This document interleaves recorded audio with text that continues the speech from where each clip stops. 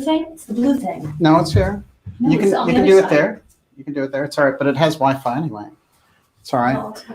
Might as well go for it. Yes.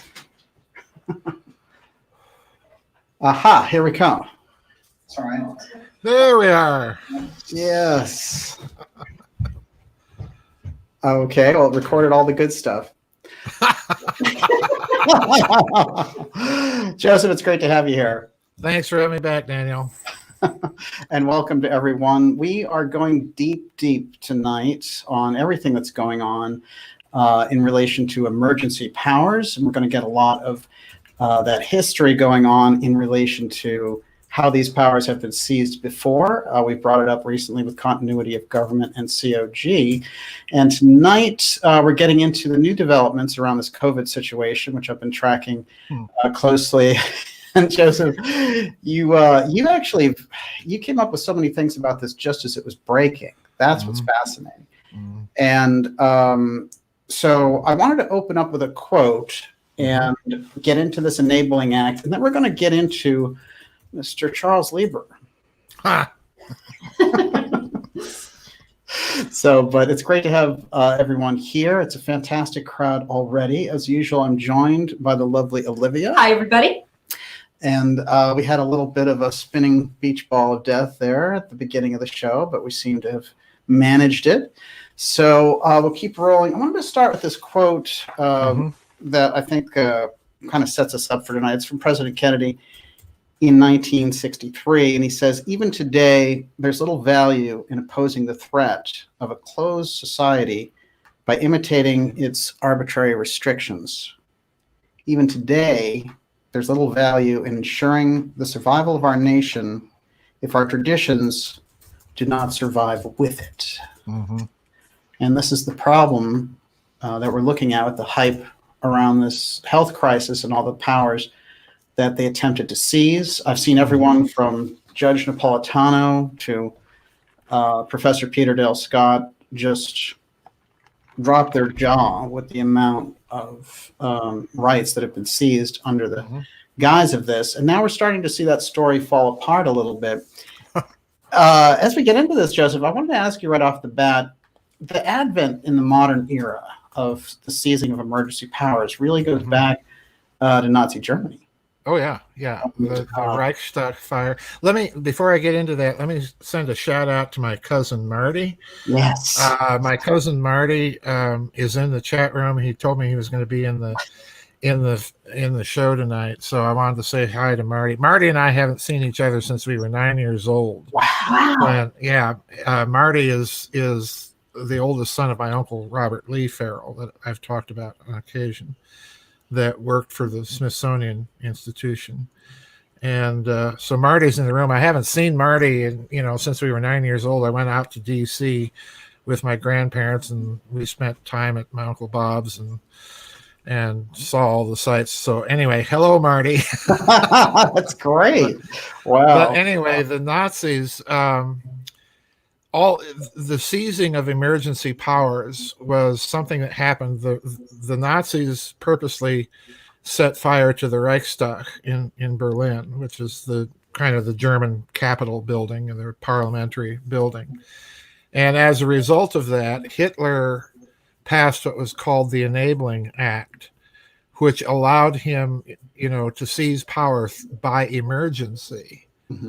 And the Enabling Act effectively made him a dictator, because what it did was it said that he could rule by decree and bypass the Reichstag entirely, which is how he seized power. So there was a kind of a continuity of government operation going on, that the Nazis trumped up to take dictatorial power. And we're seeing, what bothers me about this is, in the Constitution, there's no provision for seizing emergency power. There's no provision for pandemics or anything like this. This has all been done by post-war executive orders and so on and so forth. So, yeah, it's a very disturbing trend. What we'll get into probably tonight is I have the opinion that this is one big op. Yeah. And it's been one big op all along. You mentioned Dr. Lieber, who's the chairman of Harvard's, he's one of 25 university professors at Harvard University and head of the chemistry department. He was involved in nanotechnology and chemistry research at the same time. And he was allegedly arrested. Well, he was arrested for allegedly not telling the government about his ties to the Wuhan Institute of Technology, where all of this just conveniently breaks out. And, his arrest comes at, 2 weeks after this story really began to get cracking. So that to me tells me that this is a big operation. The question is who is behind it ultimately. And we've been seeing little clues. The Fort Detrick, the U.S. Army's biowarfare laboratory, was shut down. Wow. All of this stuff has been happening under the radar. We've got all of these arrests being made around the country. Again, it's fallen right off the radar.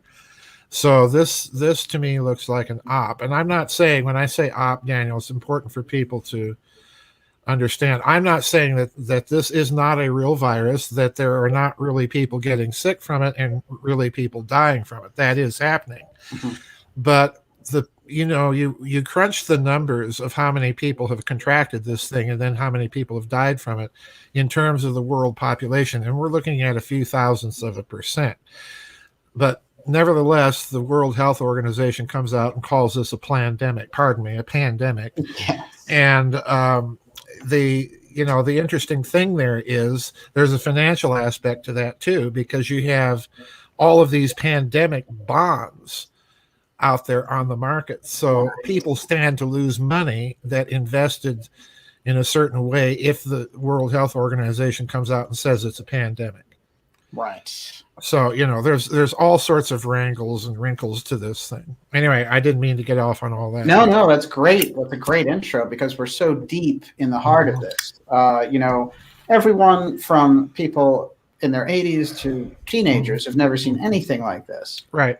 Where they just shut everything down and everybody is just told, no, you can't go anywhere.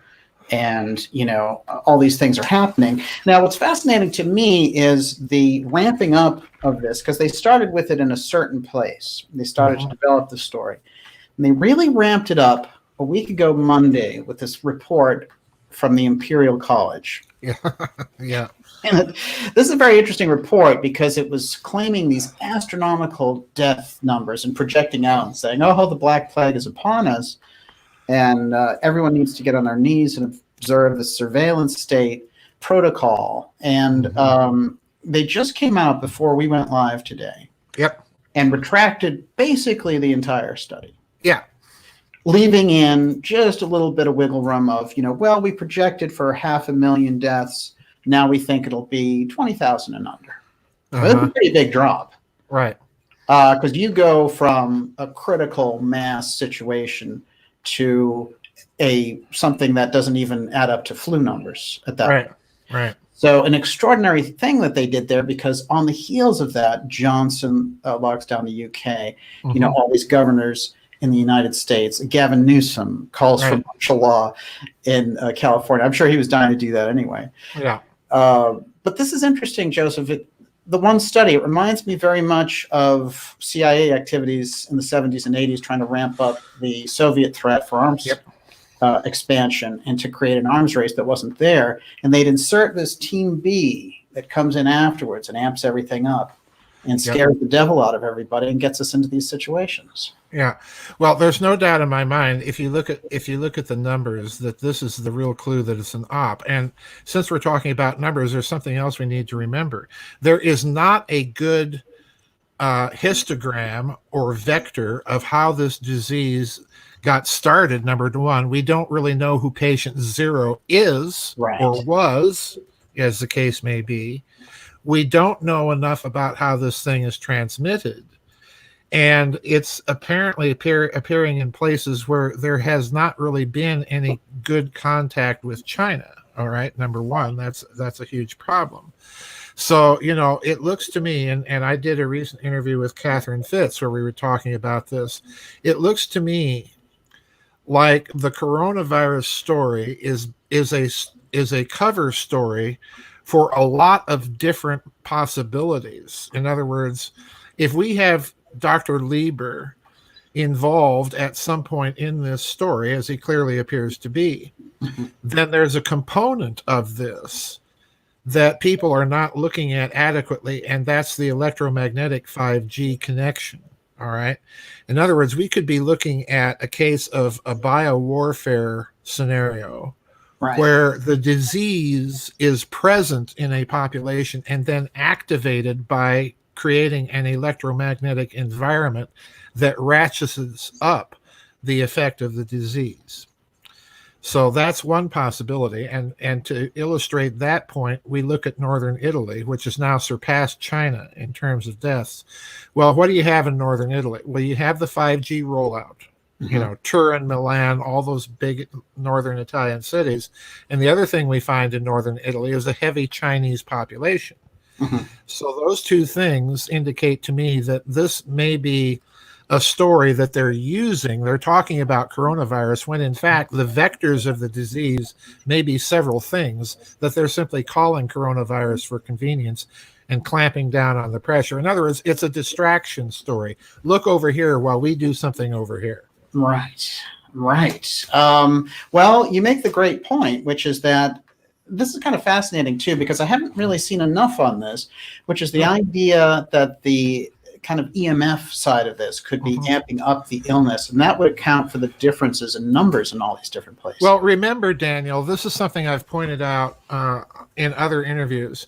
Remember a few years ago, we had those very strange stories about flights of birds in Tennessee or Idaho that were just dropping dead from the sky. Yeah. You know, they were flying around doing what birds do, and all of a sudden they fall to the ground stone cold dead.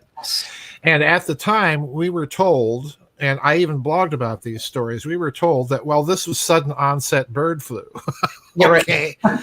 and you know, flu takes a long time to incubate and activate. It doesn't activate in an hour with a flight of birds and they drop dead. Exactly. But it was interesting in that if you looked at the pathology of these dead birds, they did appear to have flu-like symptoms. Well, I blogged about this. Somebody sent me this paper that I put up on my website that talks about using electromagnetic interferometry to shut down organisms, and it configured a certain way it can mimic some of the characteristics of flu-like symptoms. So I thought that's very interesting, and you couple that now with what's going on with coronavirus, and I think, yeah, you have to at least entertain the possibility. Thank you, Facebook and Google, for trying to shut it down. Right. You have to at least entertain the possibility that we may be looking at that kind of scenario. Hey, listen, you put COVID and 5G next to each other in a Facebook post, and you're out of there. Yeah, exactly. They'll put that down, and they'll probably be suspended for even posting for a while. So those dots are there to connect, Daniel. You're absolutely right. And the other dot to connect here is you look where the outbreaks of this thing are occurring in this country and do an overlay of the maps of sealed indictments, and voila, there you are. It's definitely a correlation of some sort. So, and you see these arrests going on if you're trying to follow the news that the lamestream media is not reporting. Right. And there are a lot of them happening. Yes. Right now. Yes. So, you know, what is going on? You know, who's really behind this? And let's go to another, you know, since we're asking that question, let's go to another interesting tidbit. And this was shortly after Premier Xi came out and said, well, the U.S. Army is responsible for this. This is an American thing. And, you know, now China's talking that this is war and we're on, and here we go.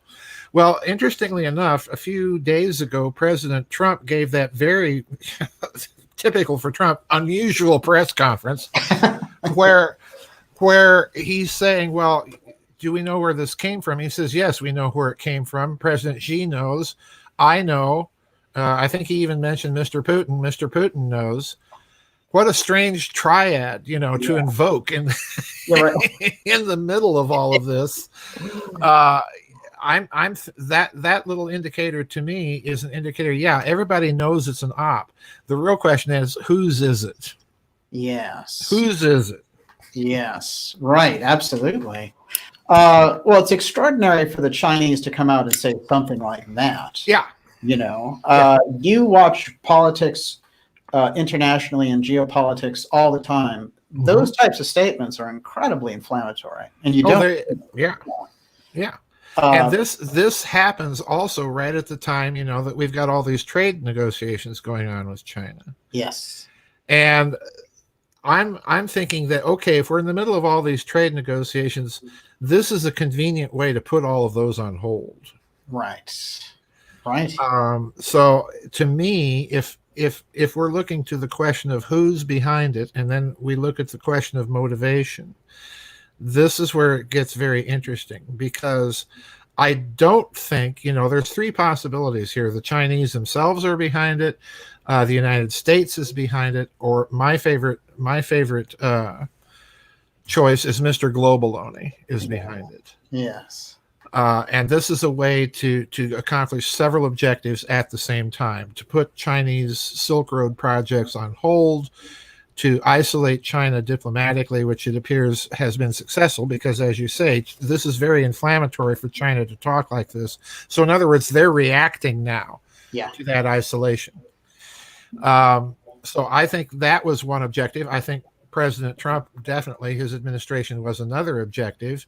And I think they expected him to lock the country down, which he has been reluctant to do at the federal level. This has been a governor's show primarily since this thing happened. But then he comes out a few days ago with this business. Well, I want everything opened up by Easter. So in other words, to me, this is classical Trump behavior. You and I have talked about this in the past. He's a counterpuncher. Right. He lets them go ahead and do what they want to do, and he counterpunches once they try their scenario. So that's what I think we're in. Fascinating. That's amazing, too, when we think about Trump. Trump let out a statement today. I just got it. I'm going to read just a little part of it. But you brought up the most important part, which is about April 12th. Mm-hmm. And there's a couple of interesting things about that date. Well, Easter, Western Easter. So, yeah, there's no messianism going on there. I'm sorry, Don, you're not Christ. The resurrection is on. Yeah, the resurrection is on. So, Easter is hugely symbolic. Thing to do for this, especially since you shut down all the churches. People can't get together because of social distancing. Now, here's another strange thing about the date, however, which is that it also is the 75th anniversary of the death of Franklin D. Roosevelt. Isn't that convenient? You just wrote a book about FDR. Yes, I did. It is called McCarthy, Marshall, and the Other International: Roosevelt, Trotsky, Stalin, and America's Progressivist Deep State. That is the book. This is amazing. And a little spoiler for the audience, we just did an interview on this, which I'm going to release this weekend. But this is sort of like an emergency powers emergency session of our own. Yeah. But FDR, Joseph, what is the symbology there? Well, look, to be very honest with you, Daniel, the way I look at it is that you have essentially, within the deep state in America, you've got two opposing factions. When Roosevelt takes power and then runs for his third and then his fourth term, what that did, and this is a matter of record. It's not just, McCarthy spouting his mouth. He brought in so many people into the federal bureaucracy and greatly expanded the federal bureaucracy that his administration has had an intergenerational effect in the swamp that persists up to this day, because effectively what he did is he brought in a very left-wing and oftentimes very radical progressivist group of people into bureaucratic power in Washington, D.C., and they, in their turn, over time, have been hiring all the bureaucrats. So we're dealing with a very long-term effect of the Roosevelt administrations. Right. And as a result of that, we know what happened after the war. You had the House Un-American Activities Committee, Elizabeth Bentley, Whittaker Chambers, Alger Hiss, Senator McCarthy, Senator McCarran, all these people pointing at all these security risks that were holdovers from the Roosevelt administration. So you've got essentially a left-wing, and in many cases radicalized. I mean, look at the backgrounds of Clapper and Comey and Brennan and all these people that Diana West has been talking about in her books, with very clear radical left-wing tendencies in their youth. Many of them identified, as you point out, as communists. Yeah, many of them identified as communists and voted communist. On the other hand, you've also got the deep state that was opposed to all of that, that in my reading is behind the selection of Senator McCarthy, for example, to, bring all of this up in Congress and so on and so forth. And then you've got President Trump himself, who is clearly and closely associated with who you have called, and I've taken your epithet because I think it's perfect, who's associated with Roy Cohn, who you've called the original swamp creature, which he clearly was. So you've got Trump associated with Roy Cohn, and people, that is not a fly-by-night circumstance, because Roy Cohn made it possible for Donald Trump to build Trump Tower in New York City. So, no Cohn, no Trump. Yeah. No Cohn, no Trump. Yeah. That's right. So, Roy Cohn, what's the big deal about him? Well, Roy Cohn is Senator McCarthy's chief counsel, So if you look at it a certain way with very long-term eyeglasses on, what you're looking at is the continuation with Trump of that struggle that you saw going on back in the 1950s. Right. With all of these committees trying to ferret out all of these security leaks and risks in State Department and the rest of the federal government. It's going on again. Yes. And, you cannot tell me that with Trump having been associated with Roy Cohn, that puts Trump in a very interesting nexus. That puts Trump smack dab in the middle of that Kennedy, Forrestal, McCarthy, whatever it was that was going on in the late 40s and 50s. Yeah. So, this to me is part of the history here that we're missing during all of this, because you've got this, it looks to me like you've got the same two factions battling out once again in a different way, not in committee hearings. They're battling it out in the news and so on and so forth. Wow, it's incredible. And Trump goes in with that kind of knowledge of Cohn and his friend Richard Nixon. Oh, yes, absolutely. Absolutely. Nixon's in that. Nixon's in that whole thing. Yeah, Nixon gets his start in the House Un-American Activities Committee precisely with the Whittaker Chambers story. Right. So, and that all that stuff is there, and I think this is what we're watching. And FDR, let's flip it again and look at Franklin Roosevelt. Yeah. Because one of the things I mentioned in that second McCarthy book was that Roosevelt, when he was Assistant Secretary of the Navy in the 19-teens, he used his position to compile dossiers on people in the Navy that were suspected of homosexuality. So in other words, here's Franklin Roosevelt creating a whole system of control files on sexual deviancy and perversion and so on. And you can't tell me that he wasn't the type of fellow that would use that information, because he certainly was. So there you have the beginning of this whole idea of deep state control files. Yes. On top of everything else. Yeah. And lo and behold, Army McCarthy hearings, what do? Well, they go after Roy Cohn and G. David Schein, because there's that whole undertow of homosexuality going on behind the scenes during the Army McCarthy hearings. So, this is what I think we're looking at again. It's a replay, round 2, folks. Wow. That's really fascinating, thinking about FDR because that's when he's in the Navy. That's before politics. Yeah. So it's really incredible. And then you get J. Edgar Hoover basically picking up the mantle, and he's the master of sexual blackmail manipulation. Oh, yes, absolutely he is. Being involved with it himself. Right. It's really amazing when we look at that aspect of it, because when you get to the Kennedy years, in that they might have been looking to do this with him also, because in that same period they have the Profumo affair in England, and they forced all those guys out over a call girl ring, basically. Yeah. So you have the same thing going on with Kennedy and Marilyn Monroe, Kennedy and Mary Pinchot Meyer, and so on and so forth. Right. And that whole connection has always been very murky in the background of the Kennedy assassination. So there's no doubt in my mind that when you look at that nexus that's hovering around Forrestal and McCarthy and the Kennedys and Hoover, that Hoover was probably aware of all of this. So it's swamp deep state politics all over again. Yes. And what it appears to me they're doing with this COVID virus, Mr. Globaloney came up with an op that was designed, I think, to lock everybody down while they did their song and dance to get a financial reset of some sorts going. Yes. And once again, what they've done is they've underestimated the counterpunching factor here, because they've basically created a scenario behind which Trump can maneuver.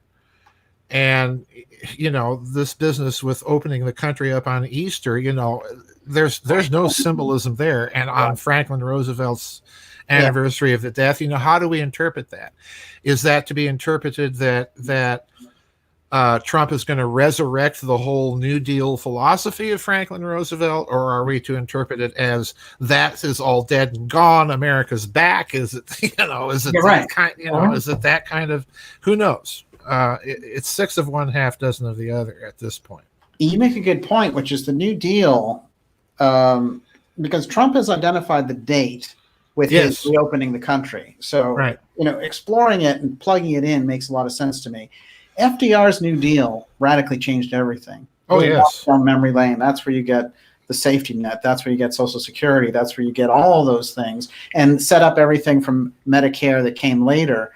But all that got created under FDR. And the idea of a New Deal was, hey, you won't go through anything like the Depression again. You'll always have this part of your investment in the government, basically. That's where the Social Security number comes from. Right. So when we get to Trump now, they've sort of buckled down the system and locked it up, even in a way that 9/11 couldn't do. Right. In 9/11, you had pretty minor interruption in daily society. They told everybody to go out and shop like a couple of days later. Yeah. So this is very different. This is totally different. And I'll tell you the reason that I'm suspecting that financial reset is a part of this. We had the business of the New York Stock Exchange shutting down last Friday, and then saying they would reopen for trading on Monday, but that it would be all electronic. Now, I have been pounding the drum on the dangers of this electronic high frequency trading for years. Right. And the reason I've been harping on it is when you have computer algorithms that are being designed by programmers, oftentimes programmers with a background in physics, that are working for banks, they can set those algorithms to do anything they want to do and get done on trading floors. And that means that all of this computer-driven trading is not reflective of genuine human market activity. What it's doing is it's playing with prices so that prices are no longer a reliable mechanism by which to gauge genuine human trading. And they can reshuffle ownership of vast amounts of equity stakes or commodity margin calls and puts and shorts and so on in a nanosecond. Wow. And we will only find out about that reset days, if not weeks or months later. They can do this in the flash of an eye. And that's what bothers me here, is that this is being used to reset things in a way that we're not even aware of right now. Right. And so we have this thing on the surface, the shutdown struggle, like, oh, we should open. No, stay closed, save more lives, when we already know that the numbers are greatly exaggerated. Yes. And then you now have Trump coming back and saying, no, we're going to reopen the country. But that is kind of the fight going on the surface. What you're talking about goes into those deeper layers. They've already tapped into trillions of dollars for the country. Yes. And they've given it to the likes of Boeing, and the Fed has pumped it into the banks and all the rest of it. Yeah. So that's all going on as a subtext. The reset that you're talking about, a lot of people, unfortunately, in alternative world, you get so many different narratives. And one of the narratives that goes around is, hey, the reset will be great. They're going to give us all alternative energy machines and our own money, and they're going to lock up all those pedo criminals that are politicians. Everything's going to be hunky-dory. But the real reset's a whole lot different. I suspect that the reset business is part of the principal agendas of this operation. And again, we have to look at Trump's responses to this, because again, I think he's counterpunching in a way that people are not really aware of. For example, you mentioned Boeing. Yeah. Boeing is in a very, very difficult situation, and they've cashed out a lot of their stock, they bought back a lot of stock, and then this comes, and the stretch version of the 737 happened in recent months, so they're in a very difficult position. So they're going to the government for bailouts. So what does Trump say? And this is something that really got me thinking. He said, okay, if there's any bailouts of this nature this time around, the government is going to get an equity stake in the company. Yeah. Think British Rail or British Aerospace, those big British companies where the British government has an equity stake in the company. Well, and then he comes out and he says, and there will be no buybacks. Yes. That's huge. That's huge, because effectively what he's saying is we're nationalizing certain sectors of industry. But I suspect the real target of his remark is the Federal Reserve. Because if the government buys equity stake in, stock in the Federal Reserve, that effectively shuts it down as an independent private institution. Right. So in other words, I think he's counterpunching here, and I'm speculating that this might be one of his objectives. Because as we know, he's had his difficulties with the Federal Reserve in the last 3 years. So I suspect, again, that this was a counterpunch. And now we're seeing, oh no, now we've got to bail out the people directly. And my response is kind of like Catherine Fitz. Let's talk about that 21 trillion missing dollars, pony up a little bit more than $1,200 here that you owe us, the American taxpayer. Yes. Wow. Absolutely. That gets right to it, though, and I'm glad you brought up this whole buyback situation, because it's dramatic if you think about it. Yep. When Obama bailed out the banks in 2009 after their huge crash, and he just handed over all of these trillions of dollars, he let them, a lot of those banks used that money to buy back their stock. Right. And a lot of those companies that were financial companies just bought back their own stock, which didn't help recirculate that money into the economy at all. No, it didn't. So even a sort of a left-wing, supposed Democrat, centrist left, whatever you want to call Obama, even he was letting them do the buybacks. But Trump comes in here, and you might expect, he's a Republican, he's going to let them do all the stock buybacks. No. No. Yeah. In other words, Trump is doing something that wouldn't have entered the wildest imagination of Franklin Roosevelt. He just is not doing that.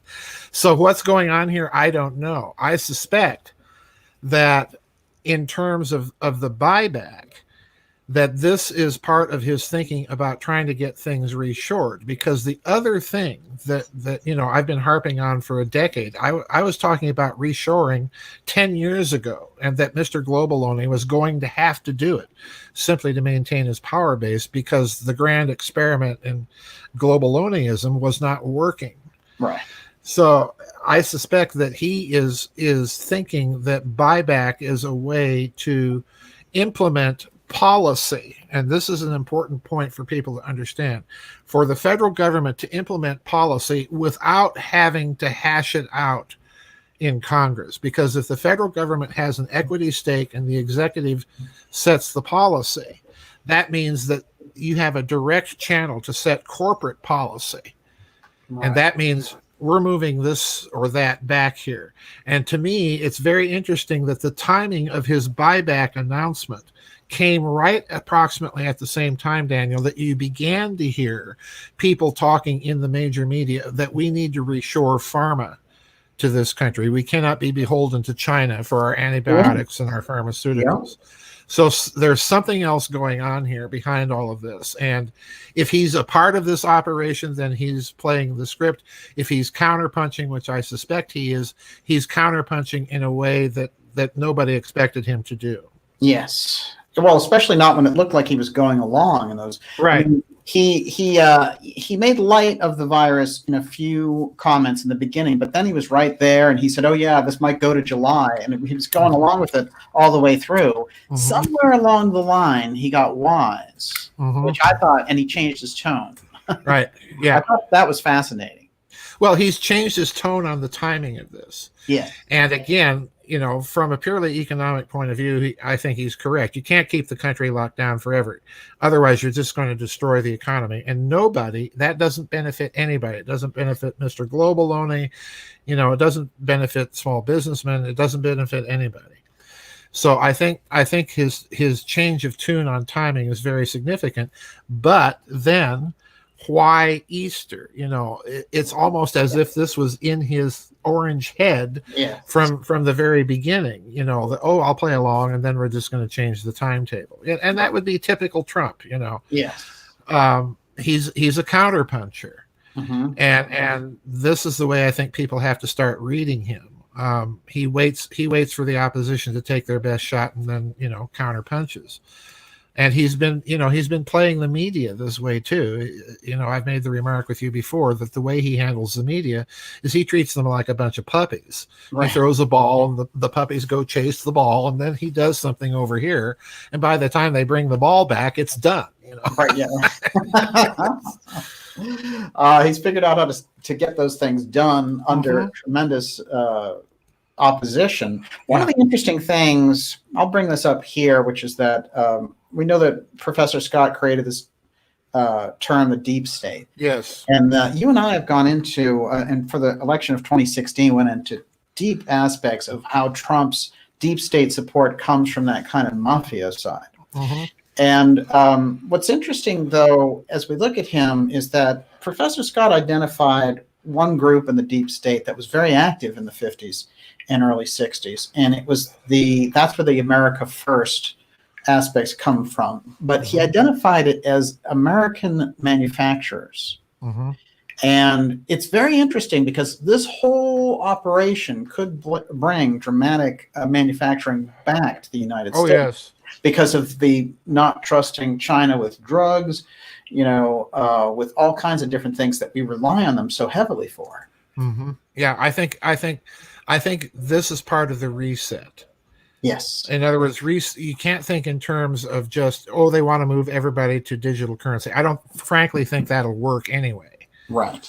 Because what happens inevitably, the longer you keep major economies like this or Germany or Russia shut down like this, the longer you do that, the more people start to create local and regional currencies. And, Mr. Global only doesn't want that. Right. And we're already seeing that happen in Utah. I've pointed this out, that Utah has just come out with these things called Utah Goldbacks, which are little certificates that actually have minute amounts of gold electroplated onto them. Wow. And they decided to start releasing these things on the numismatic markets in Hong Kong.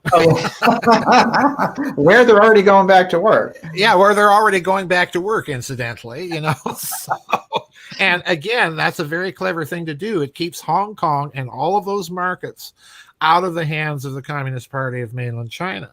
Yes. So it's very, very clever, if you watch all these financial maneuvers. But currency and financial reset is just only part of the equation. The rest of it has to be this reshoring. And if Mr. Global only had it as an operational objective to isolate China and get people on board with reshoring and shutting down borders and so on and so forth. This is perfect, and it's functioned that way. Wow. Absolutely. Look at Germany. I mean, I'm dumbfounded at what's been happening in Germany. In the last week, Daniel, as all of this coronavirus is going on, we've seen two huge stories.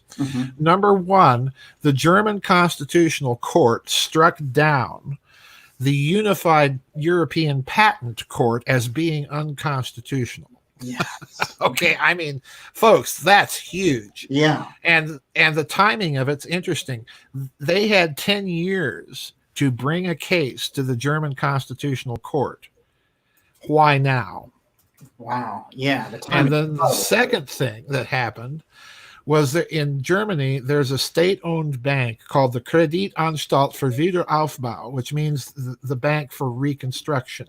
This was a bank that was started in 1948 to help, the reconstruction of Germany. And it was the bank handling all of the funds from the Marshall Plan, that were going back and forth. But, the Marshall Plan was nothing but the Dawes Plan revisited, as far as I'm concerned. But this is the bank that was started to handle reconstruction. Well, Kreditanstalt announced that they were going to extend potentially unlimited lines of credit to German firms caught in the economic crunch caused by coronavirus.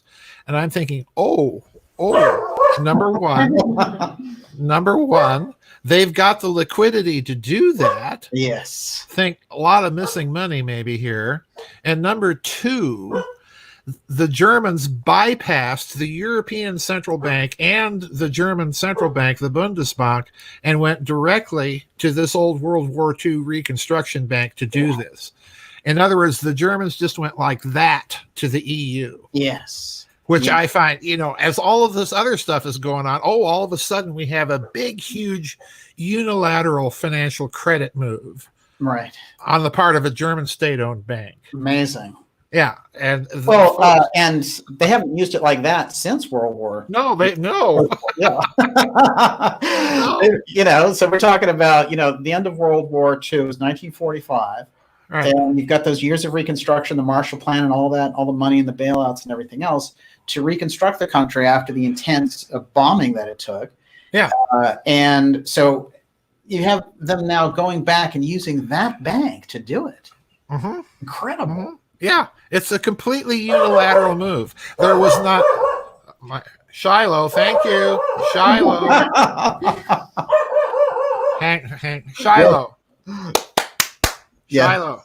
Sorry about that. No worries at all. That's my canine home security unit, folks. But no, they've done this entirely unilaterally. And what really got me was there was not the slightest bow to the Eurocrats, or the Brussels sprouts, as I like to call them, in Brussels to do this. Right. This was like, forget the EU. We're going to take care of Germany. And thank you very much, Angela Merkel. You go play with the borders, Right.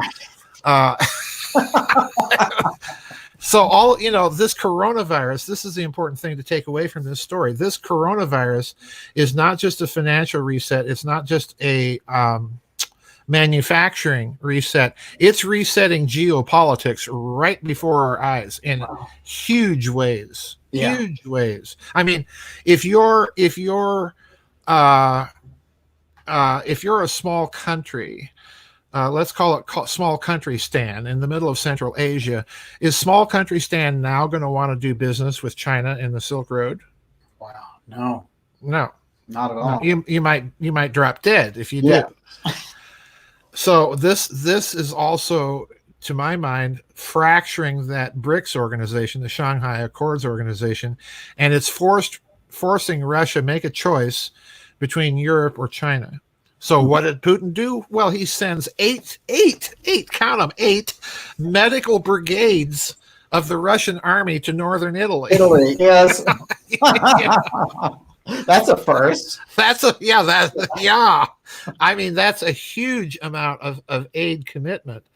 And, what I suspect long term is going to come out of this is that China and Russia are going to not be as buddy-buddy, and you're going to see Putin turning more and more towards Japan. It's a suspicion. It may not happen.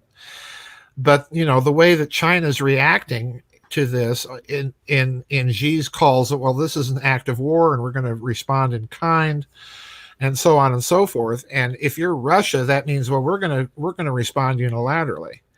Right. And Russia's not going to play that game. They just won't play that game, I don't think. So, who knows where all of this is going, but there are huge geopolitical resets happening right before our eyes. Yeah, you coined a term which was bioeconomic warfare. Yeah, that's what it is. It's what it is. And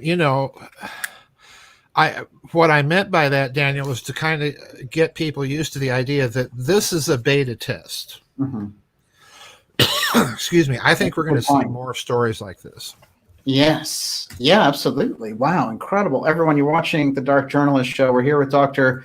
Joseph Farrell. It's fantastic to have so many of you here with us. And Livia, how's it going out there? I want to ask one question right now. Why is this a beta test and not the real deal? Joseph. Well, it's a real deal. I mean, it is real. I'm not saying it's not real. I'm just saying expect more of the same, because what they're doing is, you've got to understand the architecture of Mr. Globaloney. Mr. Globaloney has been around, in my opinion, for millennia. And what you have is an architecture that is a polycentric architecture, number one. So in other words, you can't point to a headquarters and say, well, it's this group or that group doing it. Right. And the other thing is it's an architecture with resiliency, in that when they run an operation, they are always keeping track of the performance of the operation and learning from, this went wrong or this didn't go quite according to plan. So that's what I mean by a beta test. So you're going to find other operations similar in nature that are going to happen in the future. And Mr. Xi has essentially told us that when he says, well, this is a war and we're going to respond in kind. There was a story in the middle of all of this, Olivia, that American Customs had seized a shipment, this is like 2 or 3 weeks ago, of $900,000 worth of American counterfeit $1 bills that were coming from China and had been intercepted in Canada by Canadian and American authorities. $1 bills. Yeah, normally counterfeiters don't bother counterfeiting $1 bills. They counterfeit, 20s, 50s, and $100. Oh, yeah. Why $1 bills? Well, $1 bills are in a lot of steady circulation if you use cash. That's a quick way if you're going to spread contaminants. Now, there was no mention in the story that these bills were infected with anything, but the story did occur during this whole coronavirus thing. Wow. So in other words, I think Xi is telling us that, that there's something going on. We might respond in kind. Now, the really interesting thing is if we're entertaining the idea that this was not an operation designed or executed by any given nation state, but by Mr. Globaloney, in other words, an international cabal. If that's the case, then Xi probably knows that. And Putin probably knows that. And Trump probably knows that. Which is why I think Trump made that very unusual remark about, well, Mr. Xi knows where it comes from, and I know where it comes from, and Mr. Putin knows, and all the people he listed. I think that, again, was a little message. Yeah, we know who you are. We know who's behind this. We know what you're up to.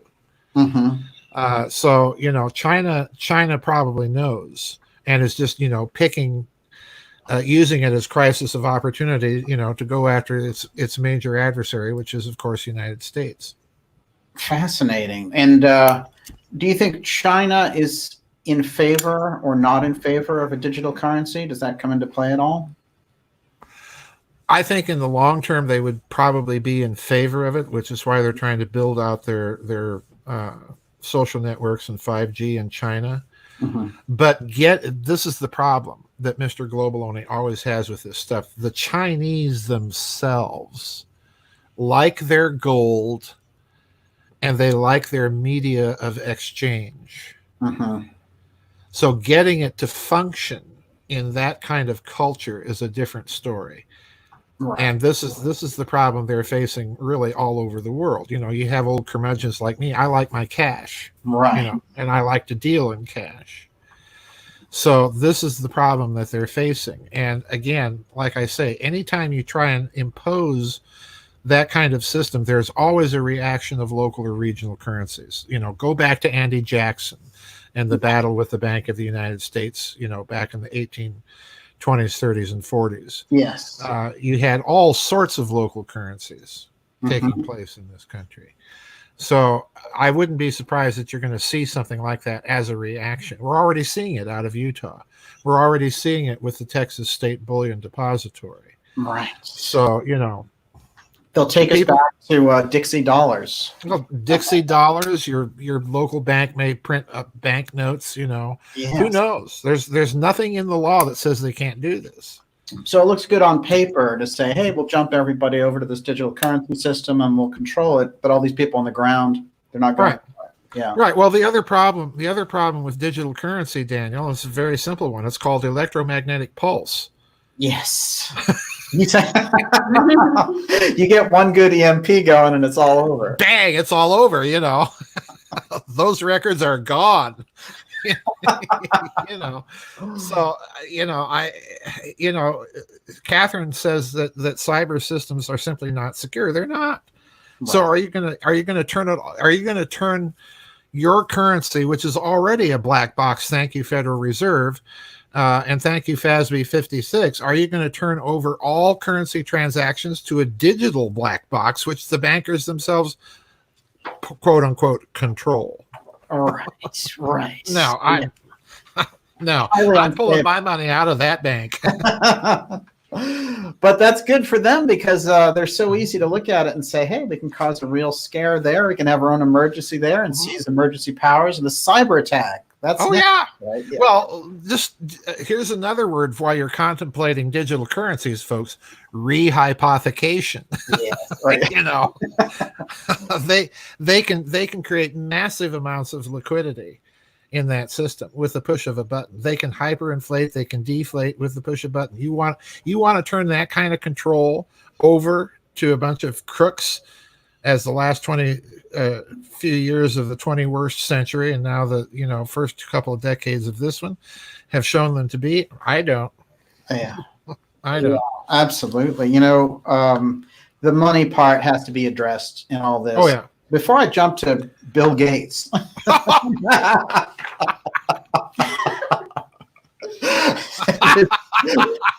And his vaccines being Windows Doctor Vaccine. Yes. He's going for Windows XP of the soul with the vaccine. Yes. Coming out a little technology priest collar. On Easter. Hail Gates. Hail Gates. Yeah. Before I jump to that, though, you were talking about currency, and it's very important for us to understand what happened there in the rise of the Nazis, because a lot of that was because they took the Reichmark and they ran it into the ground, and it became inflation central, and you're walking around and you had all this money, but it didn't matter because it would take $200, $300 just to buy a dozen of eggs. I'm so glad you mentioned that, because let's go back to Franklin Delano Commeyvelt. Yes. Most people don't know, and I bring this out in the second McCarthy book.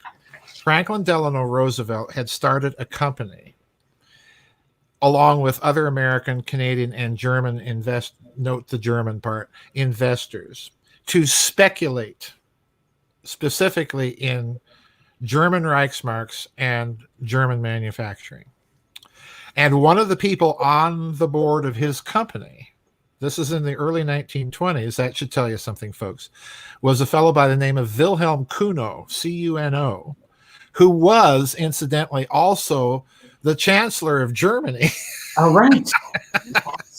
And it was Wilhelm Kuno who started the business of hyperinflating the Reichsmark. Oh. And because of that, a lot of people, including Franklin Roosevelt, made a lot of money off of German misery. Okay. Wow. Yeah. Yes. Yeah. Wow. Wilhelm Kuno did this. So what happened was, very interestingly, the German central banker at the time was a lovely German-American fellow by the name of Hjalmar Horace Greeley Schacht. And you've heard me talk about Schacht. Oh, yeah. I mean, talk about the oil scum on the top of an oil spill. This guy, Guy's in the middle of every deep state operation. yeah, he's in the middle of it all, folks. Well, Hjalmar Schacht decided to put an end to the currency speculation and the hyperinflation, and do it in a weekend. Wow. And what he did, see if this sounds familiar, he closed down all trading in the Reichsmark on a Friday evening. And said it wouldn't open back up until the following Monday. Wow. Does that sound familiar? Wow. Yes. And as a result, all of those speculators got out of the speculation on the Reichsmark. And when it opened up that Monday, the value of the Reichsmark was stable, and he kept it stable for up until Adolf Hitler. Okay. So in other words, he got rid of all of that. Now, what the Nazis did, let's go a little step further since you asked about them. What Hitler did when he took power, there was a fellow, an economist in Germany at the time that Hitler got hooked up with the Nazi party. And this fellow was a fellow by the name of Georg Feder, Feder. And Feder proposed the idea of debt-free currency.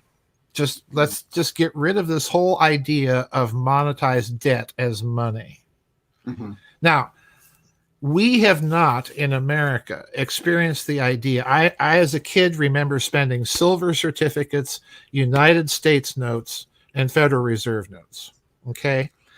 We no longer have any silver certificates or United States notes in circulation. All we have are Federal Reserve notes. In other words, the only kind of money that you and I now are used to spending is money, monetized debt note, a Federal Reserve note. Okay. It's not backed by anything. It's not backed by anything. It's not a Treasury note like a United States note. And incidentally, the Federal Reserve has been behind taking these things out of circulation, because when that money arrives at a Federal Reserve bank, they just pull it. Yes. They just pull it. What Feder did in Nazi Germany when Hitler took power was they did effectively the same thing that John Kennedy did when Kennedy said, well, we're just issuing $4 billion worth of United States notes directly from the Treasury, bypassing the Federal Reserve. Well, Hitler did that. Yeah. When he took power, he instituted what were called labor treasury certificates, which were denominated in Reichsbank notes, but they were spendable as currency. And they were debt-free. In other words, they were issued directly from the Treasury. That's how Hitler financed all of those Autobahn projects and all of that stuff. Right. Were these labor treasury certificates. And you could spend them, at a store. And that's how they got out of this. They issued debt-free money. And because of that, it's very interesting to take note of what the central banks in the West did. They would no longer trade with Nazi Germany or even accept Reichsbank notes in trade. This was part of that big pre-war embargo. Mm. And again, what the Nazis did was they did exactly what China is doing right now to bypass the dollar by working out bilateral barter and trade agreements based on their national currency. So that's what the Nazis did in Eastern Europe. They'd go to Hungary or Romania and say, we'll trade you X amount of these types of goods and services for X amount of that type of goods and services, and we'll trade in your national currency or in the Reichsbank, Reichsbank note, whatever you want to trade in. And that's how they avoided that boycott. So we're seeing the same thing all over again today. The pattern is there. The pattern is there. Yeah, incredible. Yeah. And when I think about Kennedy doing that, this is a real shot across the bow too. Oh yeah, him, because he's saying, I can go right around you. Yeah, exactly. Yeah, I don't need you. And Lincoln did it. during the Civil War. Let's remember Lincoln was the first American president to bypass the Bank of the United States and just issue greenbacks to fund the war. And what happened? Well, Lord Rothschild, 1864, in the London Times, wrote a big op-ed piece about, we can't have this. Mm-hmm. Yeah, right. Like, he's bad enough. He wants to end slavery. Now he wants his own money. Yeah, now he wants his own money. Yeah, precisely. That is incredible, actually. And I think if we look at the exchange on this, the currency idea, the digital currency, we're getting close to a lot of these things that are happening. Right. A lot closer than arguing over how many surgical masks does New York City have, for example. Right. Yeah. Right. Right. Well, let's look at the Utah Goldbacks. Those are debt-free certificates. Yes. They're debt-free. Totally debt-free. Huh. So if as I suspect this buyback business that Trump is talking about and getting equity stakes in corporations, well, if we're going to bail people out by the American taxpayer, and that's the excuse for getting an equity stake in whoever we're bailing out, that includes the Federal Reserve. Right. So if the government gets an equity position in the Federal Reserve, in effect, what you've done is you shut down the operation. Wow. That would be unbelievable. Mm-hmm. That would send shockwaves, because we've really been under that system since 1913. Yes. And it's never even been questioned, really, until recently. Ron Paul. It hasn't been Ron Paul is about the only one that has questioned it publicly. Yeah. And what is also going on during this whole coronavirus thing that's also very interesting to watch, since we're talking about, financial reset, is we're watching an all-out oil war between Russia and Saudi Arabia. Yes. Russia is driving, and unfortunately, the Saudis can't keep pace. It costs them a heck of a lot more to bring a barrel of oil out of the ground than it does Russia. Mm-hmm. It costs them a heck of a lot more, because they've got to desalinate water and all of this other stuff in order to do all of this. So Russia, you're watching them driving the price of oil down. And that, number one, that hurts the petrodollar. Mm-hmm. So you've got to move. Let's look at it simply from the standpoint of currency during this whole coronavirus story. If the petrodollar is tanking, then you've got to have a different basis for currency in this country that people are going to accept. So you either have to back it with something, either bullion, or you have to back it, like all debt-free currencies are backed, by the actual production of the country itself. Yes. So one way or another, I think we're looking at a huge reset. Wow. And Russia has really taken that oil price down for this. Oh, yeah. It's incredible. Yeah. There's a strategy there. Oh, yeah. And they have hardly any cases of the virus, which I also find interesting. Yeah, they've got something I read last week, I think something like 300 cases. Yeah. And maybe 6 or 7 deaths from it. And that was in Moscow, which has the heaviest Chinese population inside it's of Russia. A non-issue there. Yeah. Incredible. Everyone, you're watching the Dark Journalist Show. We're here with Dr. Joseph Farrell now, going deep into biowarfare. And Miss Olivia, how are you doing out there? I do have one question. Is the LDS Church fronting the Utah currency?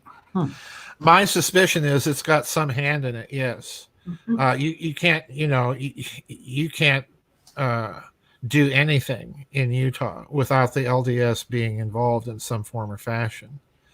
And I find it very suspicious that the National Security Agency has that big data center in Utah, and the LDS. Let's look at something else.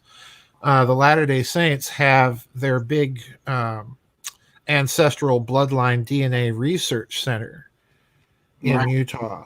Right. And I suspect that all of this drive-through testing, get your swab and send it off for coronavirus. I suspect there's hidden agendas even with that they're gathering up, DNA samples and so on the QT. So it wouldn't surprise me. Sampling while driving is There's something going on with that. Like, of course. Yeah. What are they looking for there, Joseph? Well, I go back to what I said at Bastrop when we were at that conference. They had just made the announcements that they now have laboratory genome sequencing kits. So you don't have to send it off to a laboratory to sequence and wait 2 or 3 days. You can do that in the field. And that the FBI was buying these things up. So, if you're looking for a segment of the population that has XYZ characteristics, the way you do it is, get everybody to, voluntarily give you a DNA swab. So it's like a little 23andMe while you're exactly. Wow. I put nothing past these people. Yeah, absolutely. Yes. I just want to throw this in here. So there's some questions about them gathering an off-world intelligence DNA database. I think that's what Joseph was just kind of referring to ever so subtly. And is there a third player that's off planet in all this? Okay. It's Bill Gates. We haven't even gotten to Gates yet. He's a Martian. No, what I find very odd about all of this, Olivia, is the space aspect of this. Because the European Space Agency, I blogged about this, the European Space Agency had a probe that they were getting ready to send to Mars. And they've delayed that now because of coronavirus. Right. And I'm like, who's on Mars to give coronavirus to? Exactly. How does that work? Yeah, how does that work? And I can understand, issues of biocontamination and so on, but that they would use this and publicly announce, we're canceling this probe. And then, that was a little peculiar. But then, just today, I had a blog about the European Space Agency shutting down flights into space because of this. Right. So the first question that occurs to my mind is, are we looking with this whole thing? Are we looking at somebody's bioeconomic warfare that may not be on this planet? Think Michael Crichton's Andromeda strain, with his fictionalized Project Scoop going out there trying to find deadly bacteria and viruses and bring them back to Earth to weaponize them. Exactly. Are we looking at that? And then the idea that you would self-quarantine an entire planet and space probes. I'm thinking back to what I talked about at the Secret Space Program conference with this ancient idea that there's a quarantine zone around the entire planet. Yeah. At the orbit of the moon or whatever, geodetic and astronomical boundary you want to set. Because that's clear in ancient texts. It's there. It's in the Book of Enoch. So there's a space aspect to this that's equally puzzling. And then in the midst of all of this apocalyptic hype and hysteria, NASA comes out and shows us this weird wheel-like thing, going, Ezekiel's wheel going around the sun. And now NASA came out with an explanation for it. And guess what, folks? It's all a trick of light and shadow. Yeah. Come on. It's pretty weird looking. Yeah, it is. And it's another trick of light and shadow, like the face on Mars was a trick of light and shadow. Not. What's amazing about that actually is so rarely do we get something that's like a legitimate UFO that isn't CGI. Right. And here's this thing that's from NASA itself. Right. So when you get that, you're in a kind of a quandary because they have to find a way to explain it because it's their footage. Yeah. And it reminds me of that shot when there was this guy who was around. I can't think of his name anymore, but he just used to record their feed. And one day he saw those strange lights go up like a missile was taking off. Oh, yeah. Off the globe. And those lights just turn around and get the hell out of there. Yeah, they just scoot away.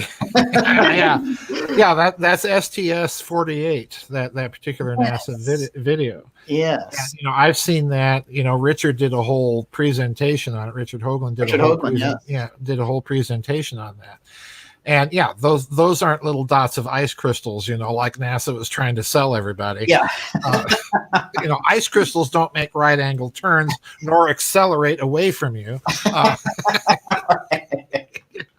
They don't do that, folks. Ice crystals don't know when to get the hell out of there. Ice crystals don't know when to get the hell out of there. That's right. So yeah, they're ratcheting up every little apocalyptic meme that they can, and let's not forget the 2 asteroids that might collide in the atmosphere. Yes. It's just amazing how they're ratcheting up all the hysteria in all of this. It really is.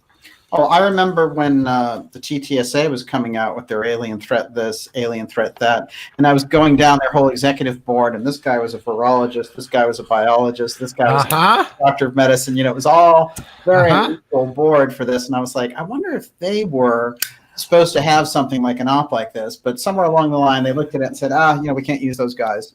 Right. You're absolutely right. That that the presence of all of those biologists on the board, that's a little strange. Yeah, no question. Particularly given what's happening now, it's a little strange. Well, just before all this happened, Joseph, in the dead of pre-holiday, pre-Christmas glory, President Trump signed the Space Force. Into, it's the 6th branch of the armed forces. And he has now made it so that space is a warfighting domain. Mm-hmm. Now, this is pretty unusual. We haven't done this since the Air Force way back in the 40s. So it was a gigantic step in that sense. Then, literally, by the end of January, we're into Corona Wuhan weirdness. And then we've seen unusual other crisscrossing elements. For example, we spoke about this article in Newsweek, which was calling for continuity of government. And they said, meet your new president, Terrence O'Shaughnessy, who heads up Northcom. And he's also in charge of North American Aerospace Command. And I was like, this is interesting. We got Trump putting in Space Force. These guys come out in the middle of this virus mayhem and introduce this O'Shaughnessy guy as if he's going to be the next president because Trump and Pence are going to get the virus and this guy's coming in. And the article is so complete with how they're going to do this that, I've been following COG for a long time because of Professor Scott's work. And we talk about it on this program, but you almost never hear about that. Right. Publication. And this was really touting it. And they said, everyone needs to get to know this guy's name, which I thought was strange. And when I looked into his background, it was interesting too that he was born in Canada. So technically he couldn't serve except under COG as president. But here we have Space Force, the unusual things with the European Space Agency that you were talking about. And then this unusual entry of this Northcom commander who's a big aerospace guy. So those threads there, we know that space is a major factor in all this. And you had even talked about the possibility that in areas where the virus, for example, had taken off but didn't have 5G, that could be accomplished by something like a space platform. Sure. Yes. Yeah. I mentioned that in an interview I just did with Whitley Strieber when we were talking about Iran and the outbreak of the virus there. Right. It could be accomplished that way. But, what I find interesting about this whole continuity of government operation and the fact that you mentioned this guy, I saw that article too. And I began to think, again, something's going on here, and the terrestrial aspect of this story isn't all that's going on. Let's go back to the ESA for a minute. That second story about the ESA was a story that basically said that they had shut down their ground to space terminal in Darmstadt, Germany, which is where the ESA has its ground. Fancy that, it's located in Germany, not France or anywhere else in Europe. But they had shut down the terminal because somebody in the complement of crew that manned it came down and tested positive for the virus. So they shut off. The essence of the story was they shut off all the sensor probes of their satellites or probes out in space, and we're no longer taking communication. What? Wow. You're turning a blind eye willfully and willingly to what's going on. And this is the other strange thing about it is that this is just Europe, Daniel. It's not the Japanese, it's not the Chinese, it's not the Russians, it's not the Indians, it's just Europe. Mm-hmm. And again, I have to wonder why. And then just today, before we got on the air, I was listening to the radio, and we have launched our first Space Force satellite from Vandenberg Air Force Base on top of, get this, an Atlas rocket. We're still using 1962 technology to launch these things. It's incredible. It really is. There's a big gap there between what's happening publicly and what's going on behind the scenes with this. And what really gets me is that, you know, when you look at the space program and what they're doing with the Space Force, you know, our last moon mission is 1972. Suddenly, 50 years later, you're suddenly interested in the moon again? Yeah. Why? Why? And where'd you go? And where do you go? Yeah. Well, the Chinese want to go to the far side. Right. You know. No, this is all very weird, and we haven't even got to Bill Gates yet. Well, I have to read you. Gates did us the favor of doing a Reddit AMA. Yeah. Oh, bless his heart. He posted some pictures there of him washing his hands. Oh, well, isn't that nice of him? He's a clean dictator.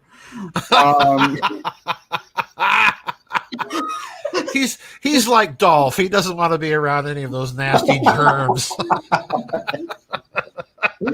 He got some good questions, and I think he sort of I think he might have regretted saying a few things. But let's see what he put on the record here. First of all, the question was, what changes are we going to have to make to how businesses operate to maintain our economy while providing social distancing?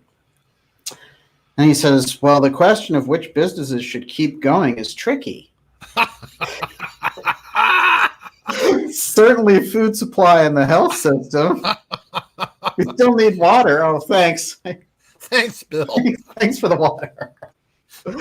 We still need water, electricity, and the internet. Yes. Supply chains for critical things need to be maintained. Countries are still figuring out what to keep running. Eventually, we'll have some digital certificates to show us who has recovered or been tested recently, or when we have a vaccine, who has received it. Uh-huh. So instantly, his sort of snapshot comes into play there.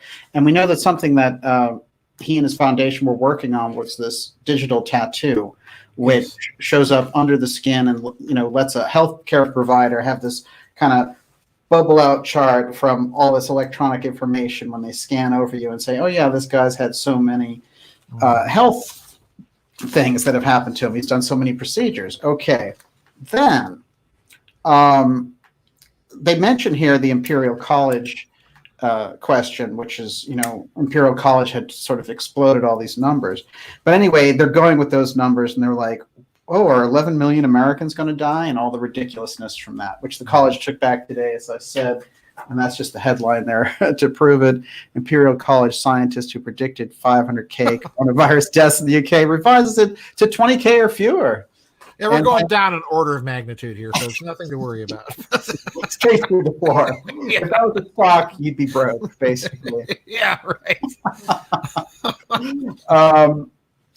But one thing that he says is when he's looking at this, he goes into, I'm trying to find the exact quote, but in essence, what he's trying to say in that Reddit session is that there's going to be the need for billions of vaccines to save the earth. So he had set himself up in this way.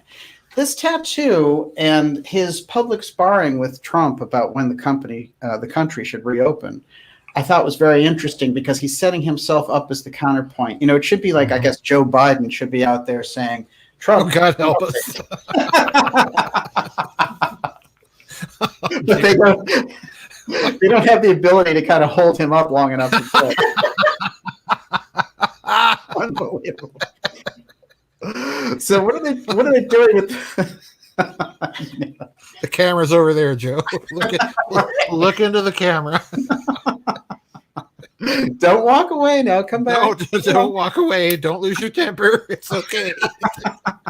It's okay. The DNC announced there'll be no more debates. Oh boy, they were huge relief in the Biden camp. Yep. Unbelievable. But Gates, he's being set up as the kind of scientific materialism guy to face off against Trump. Mm-hmm. And he is saying, oh, we're going to need these billions of vaccines to save anything and everything and on Earth.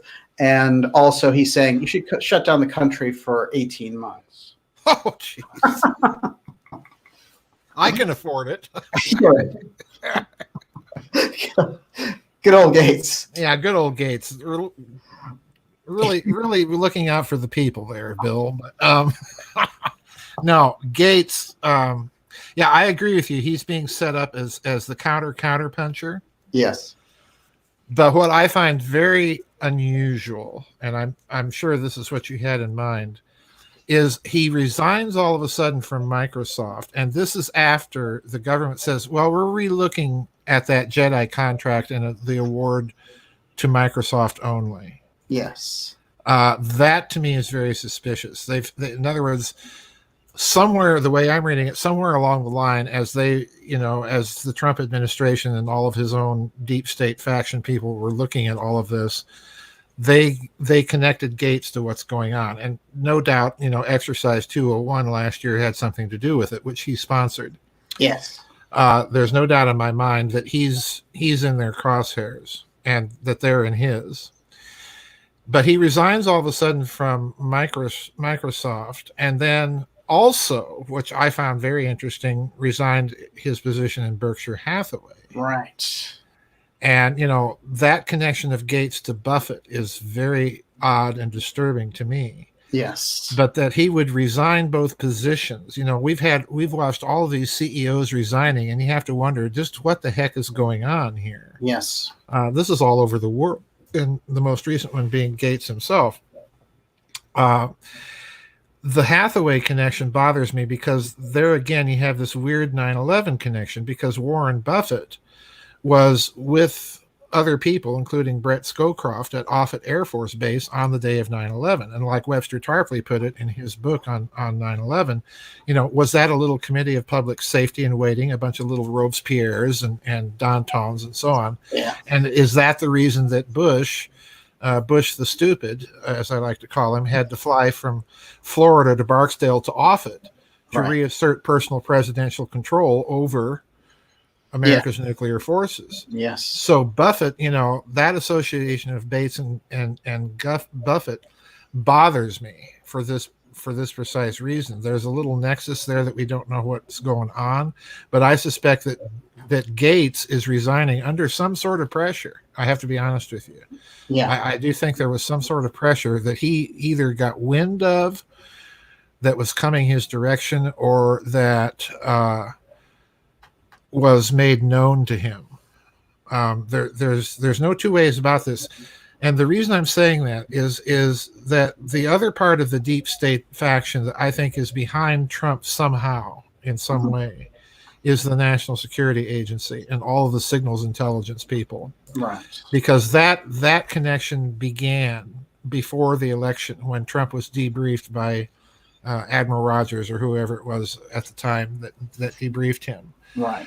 So I suspect that he's and the other thing about this, that, since we're talking about this deep state factional war between Trump and whoever, that's also come back in the news recently, as all of this coronavirus story is going on, is Sidney Powell gets up in front of Hillsdale College and brings up the whole Wiener laptop thing again. Yes. And then goes on to say that she's seen some of it and there's definitely prosecutable crimes. That was incredible. Yes. Yeah, that was incredible. And again, no one mentions this, but that was another huge shot across the bow. Mm-hmm. Whatever she knows. And then following that, what I find very peculiar, Daniel, is the algorithms at Google appear to have been changed after Google's execs also resign. And now you're able to see stuff that had been there and then you weren't able to find on searches, and now they're back again. Yes. It's So, Mandela effects 101. yeah, it Yeah. really has. I mean, we're watching a full scale war going on here. Xi is right, but it's not just between the United States and China. It's everybody, is involved at some point in this. Yeah. Oh, well, that's fascinating. For some reason, that made me think of all the moves with Iran, starting right at the beginning of the year with them taking a shot and assassinating the number 2 man in Iran. I thought that was a huge shot across the bow. Gina Haspel was the one, along with Mike Pompeo, who suggested this to Trump. Right. And it was a very provocative move. And everyone thought, hey, we're going into World War III and all the rest of it, because if there was going to be exchanges and if Iran would really try retribution. Another little piece of this is Gina Haspel, the CIA director, comes to the State of the Union address. And when Trump gives his speech talking about sanctuary cities, when he gets to that part, she stands up and gives him a standing ovation. And you and I know that CIA directors or Supreme Court justices aren't allowed to and just don't stand up. You don't even applaud. It's not protocol, right? It's not protocol. So for her to do that was a signal that that part of the CIA, whatever Gina, and it's bloody Gina to those who know her background, because she's so steeped in the torture methods of the Bush administration. That faction was standing up and applauding him after he was moving into this "let's bomb Iran" pose. And then they had that going on during the coronavirus scare here. We've had these weird, aggressive moves towards Iran, and then Iran comes up with almost more cases than anybody. Yep. So how do you connect those dots? Crawling way out onto the twig here, with no evidence to back this up. But I'm going back to something that happened during President Obama's administration, when you had those uprisings inside of Iran, all over the country against the regime. Right. And there was no response that we could tell from the Obama administration. I strongly suspect to this day that those uprisings were in part being driven by agents provocateurs, actual agents of influence on the ground inside Iran. And I suspect that network has been activated to somehow bring this virus into Iran. Specifically, you'll notice the people that are coming down with it are people in the regime. Yes. Now, the other side of this is, if you listen to Iranians, the Iranians hate that regime. Yes. And particularly if they're out of the country and able to talk over here. The scuttlebutt that you hear from them is that the regime may be playing this so that they can look like, if they come up with a cure, that they're God's chosen, and so on and so forth. Yeah. So there's those two very divergent views of it. But my view is you're probably looking at some sort of on-the-ground operation taking place inside that country. Yes, absolutely. And they did something where they released a whole bunch of prisoners. Yes. Under the guise of, hey, it's going to help us contain the coronavirus. And then in America, we started to see the exact same thing all over the place. Yes. The idea that you can make the public safer by releasing prisoners. Yeah. The upside down logic of all this. Incredible. And then they get to high security prisons like Rikers Island, and they let 50 guys out of Rikers Island. I know. And look, the public story here is again, I think, is a big steaming pile of horse pucky, to be blunt about it.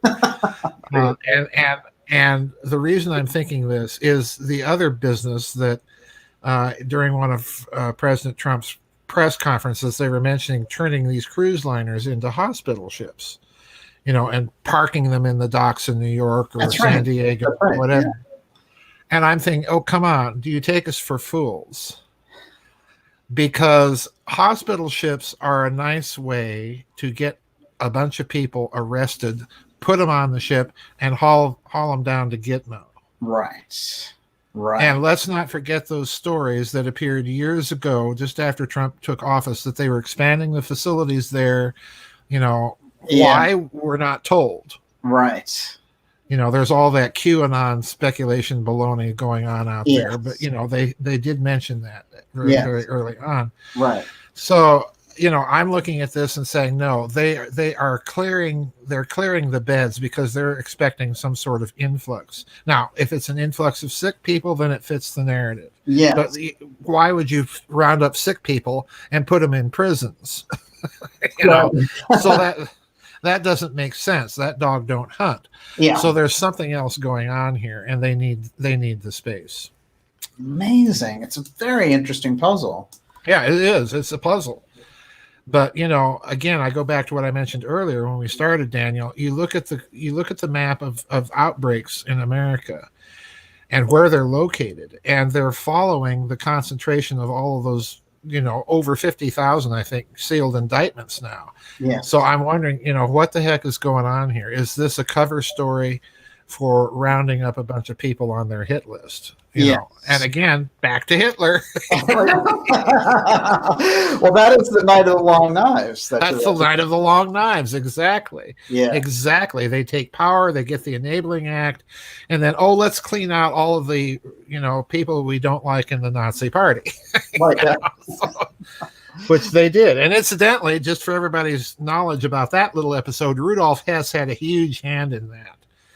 Round, he helped draw up the death list and then changed his mind. Well, let's take these people off the death list. Wow. So it's interesting because everyone thought of Hess as more of like the level-headed one of that group. Well, we're talking Nazis here, Dan.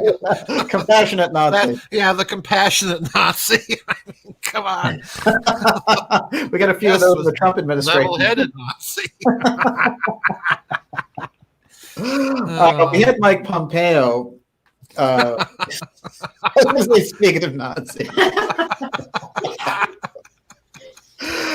He comes out and he says, those Chinese and those Russians and the North Koreans are spreading disinformation through our country, and we might have to with the old internet feed on these alternative stations. And it's interesting to me, the kind of power push. He seems to be the front man for let's just go out and really consolidate power.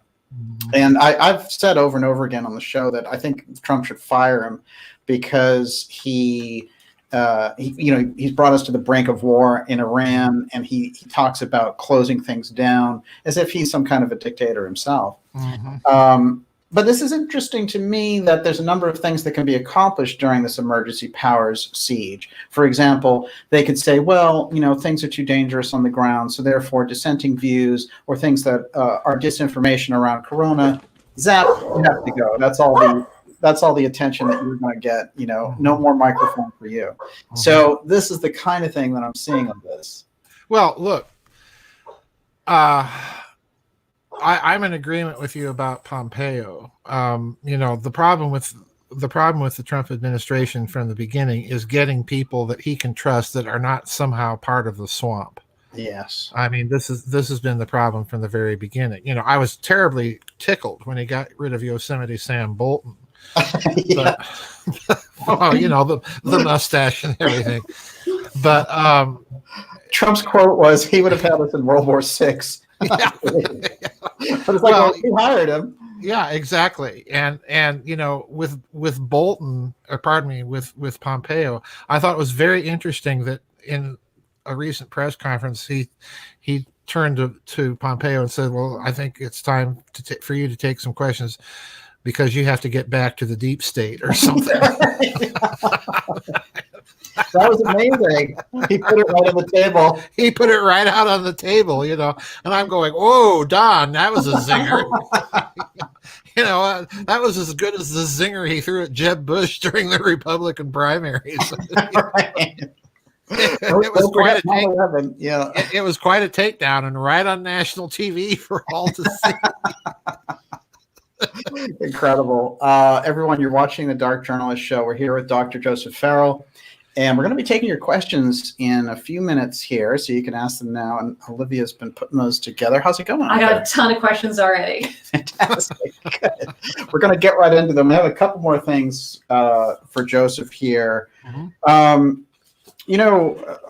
Professor Scott sent me an article from Pepe Escobar Yes. from the Asian Times, and you got to look at it. Mhm. One of the things that was in there's so many interesting things, and I highly recommend the article. It's called COVID-19, China Locked in Hybrid War with the U.S. This is such an important article because it talks about that warfare going on behind the scenes in the biolabs and all this kind of thing. One of the interesting things that came up there was that Escobar noted in all of Xi Jinping's and all the things that he said that something stood out, which was he described the virus as a demon or devil. Yes. Now, he's a Confucianist. This is according to the article. Unlike some other ancient Chinese thinkers, Confucius was loath to discuss supernatural forces and judgment. However, in a Chinese cultural context, devil means white devils or foreign devils. This was Xi delivering a powerful statement in code. What do you think about that? Oh, I think it's absolutely correct. Yeah. I think it's absolutely correct, because if you'll notice what the terms are broad enough to encompass in Chinese mentality and thinking. They're broad enough to encompass the United States as a government, but they're also broad enough to represent that whole Western globalist, British imperialist phase of Chinese history. Think all the way back to the Boxer Rebellion, when you had all the European colonial powers, including the United States, sending military troops and forces to China to crush that rebellion, which was essentially a rebellion against Western imperialist influence inside of China. You had the Japanese, you had the Germans, the British, Americans, the Russians. Everybody was involved in quashing that rebellion. Shiloh.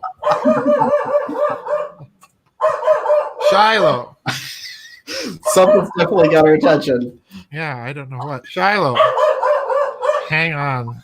Yes, take your time.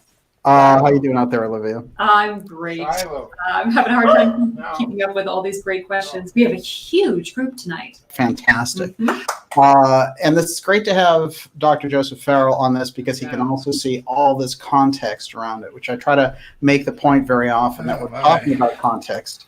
Sorry about that, folks. When we're looking at this, and he's back. Yeah, I'm back. I don't know what's going on. She's hearing something over at my neighbors across the street. It's a parking lot over there. I don't know what's going on.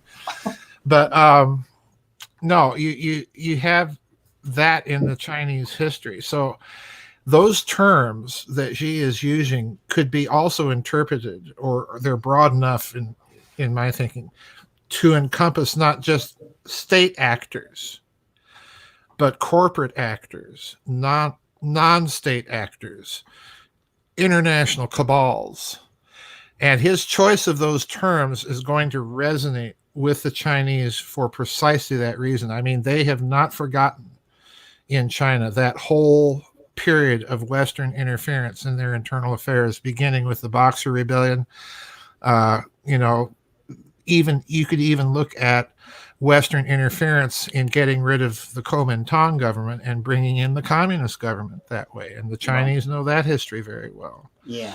So, there's a lot going on in his statements. And what it also signals to me is that Xi, if you'll notice, is not appealing to any revolutionary basis of the Maoist revolution or any of that. He's appealing directly to Chinese cultural heritage and its national culture when he's using terms like that.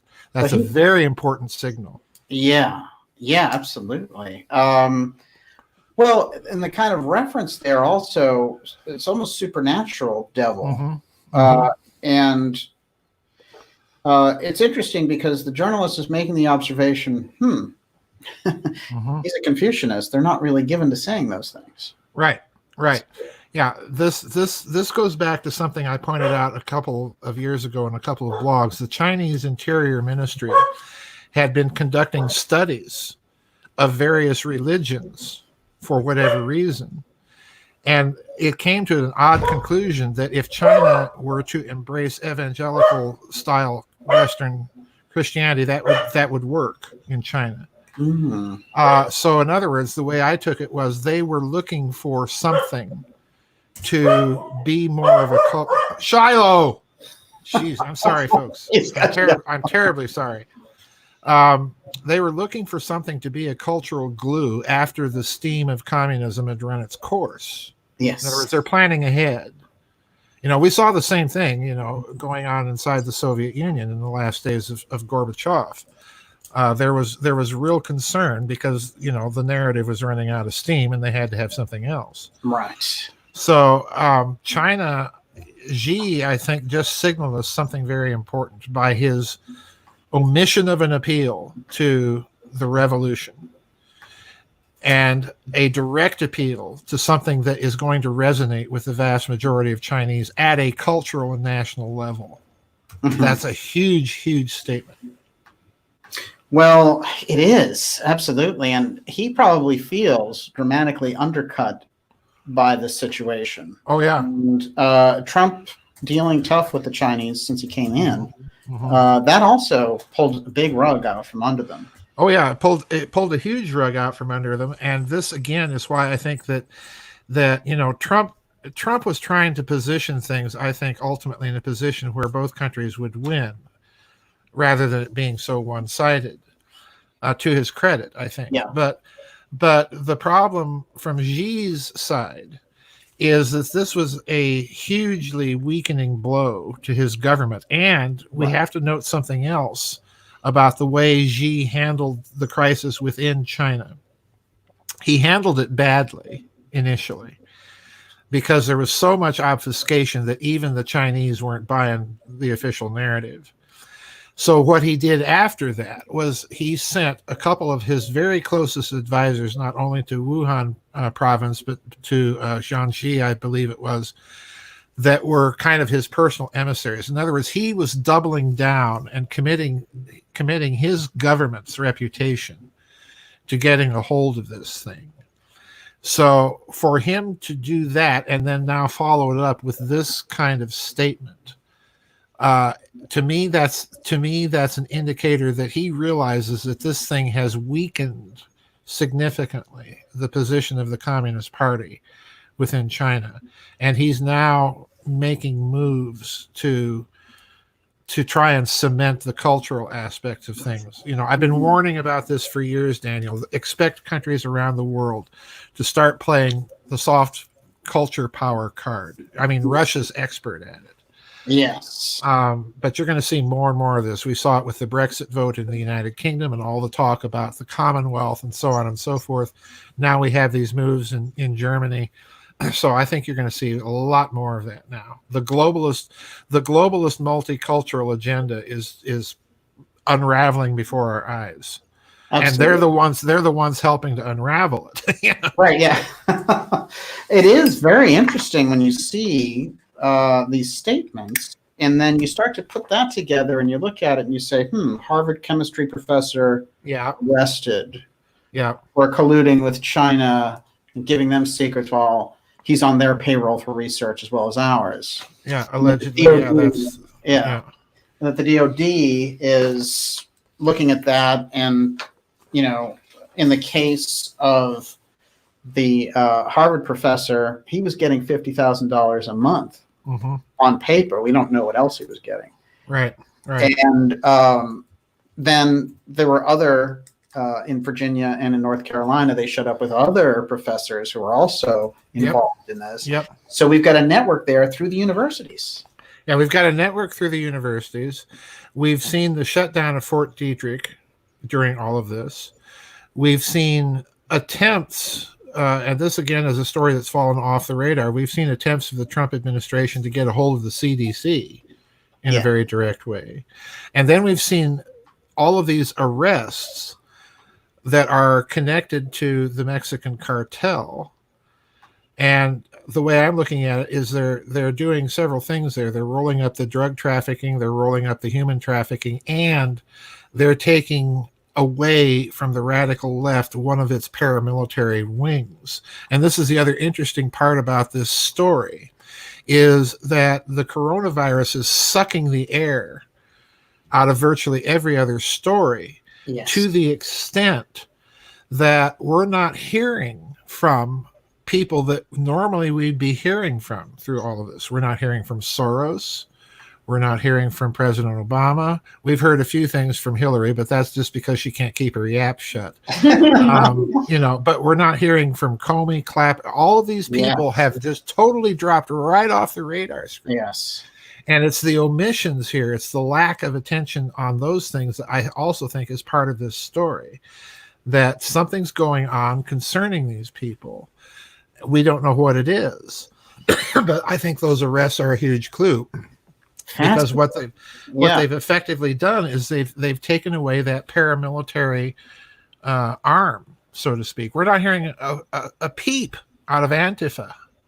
Right. Right. It's hard to stone people or bludgeon them when you've got all of these stay-at-home quarantine orders. Exactly. It's very strange. It is. Well, all the narratives that we were going into this year with, the ridiculous impeachment thing, and these various battles that were going on, and the kind of, mainlining of the transhumanist culture aspects, this whole thing fell off dramatically. And what's interesting is, now that we're in this crisis mode, it's weird that we had this kind of good position going on against China with the new renegotiation and everything, because now with Corona, they have the ability to unleash the most fascist aspects of this government. Oh, yes. Absolutely. They can push into this whole COG threat, which I'm sure Trump may have taken as a threat. Yeah, I think he did. Yeah, I agree with you. I think he did. But you look at all of this in toto, and it's when you look at all of this in toto that you can't come away, in my opinion, with any other view than that this whole thing is a plandemic. And, the one person that is left trying to push that transhumanist agenda that you just mentioned has fallen right off the radar, is Bill Gates. Yes. He's now their sole representative, and he's running as fast as he can away from all of his very own corporate commitments. Yes. So what's up with that? So there's something huge going on here. What it is, I don't know. We're watching some sort of battle royale being played out here, and not just in this country. Canada, Mrs. Trudeau's been tested positive for this thing. Right. And we have these very strange actions going on in Germany. We've got Russia sending military medical brigades to Italy, and you don't see that too often. No, you don't see that very often. No. I mean, roll the clock back. Roll the clock back 5 years. Would any self-respecting Italian government accept military medical brigade aid from Russia? And would the Russians offer it? Right. Definitely not. No. Hello, Axis powers. Yeah, hello, Axis powers. Yeah, Molotov-Ribbentrop 2.0, folks. We're living it. You brought up a couple of interesting things there. I want to kind of formulate it, because you've really, by talking about the ships, by talking about the kind of hype aspects around the pandemic, and the kind of martial law seizure by governors, and Newsweek talking about the regional governors, the regional governors are going to take over things. But let's look at this even deeper in this sense, which is, and those things are the essential pieces. But this thing about sending drones over, we have these stories about these drones now patrolling areas. And I have a picture somewhere of one of these drones. But when we look at it and we see that, the LA mayor is saying, well, if you disobey the order to stay off the street, we'll shut your water and your power off. And these types of moves. And now the Chicago mayor came forward and she said, well, you can't walk in a park, forget about walking in parks. Mm-hmm. So these very incredibly Orwellian things with the drones talking to you. Remember that scene in 1984 where they catch him and he's in the proletarian zone and they says, you know, here's a candle to light you to bed and here comes a chopper to chop off your head. That's all I could think about because it's that helicopter outside his window giving him those instructions. And I was thinking about this is the level with the drones and the strange Orwellian part of this. And it's mixed with this big change that's going on. In between it, there's like a 1984 dictatorship ring. Yes. So, yeah. So those two things going to have to balance each other out because they don't go together. No, they don't go together. And this is something that I think is going to happen. And I'm being uncharacteristically optimistic here. Yes. Because by nature, you know, I'm a Capricorn. Being a pessimist is my job. But the thing that strikes me here is you cannot, and we're already seeing signs of this, you cannot keep populations this big or economies this big locked down forever. I mean, they did this in China, but you know, for all that we can tell, they've loosened up in the last couple of weeks because of it. They simply can't shut down their economy. And, you know, Trump's alive to this. But the other problem here, if you keep people shut down like that for too long, they get restless and they get frustrated and they get angry. Yes. And the bottom line here, very simply, is there's a heck of a lot more of us than there is of them. Yes. And this is what bothers me about, you know, Newsom and people like that are talking July, August, September. No, that's not going to happen. All right. And you know, Trump is just as much signal that it's not going to happen. And I don't think he can afford to. And ultimately, I don't think Mr. Global on it can afford to. I mean, you just pointed out the Imperial College's own article. They can't, you know, the narrative of the dangers of this thing is unraveling, and that's their problem. But like I say, it's been a convenient beta test, you know. It could easily be ratcheted up. And again, I go back to something else very important for people to bear in mind. I think that this is a cover story for a variety of different things that might be being called coronavirus, but that are not. Yeah. This is the other part of the problem.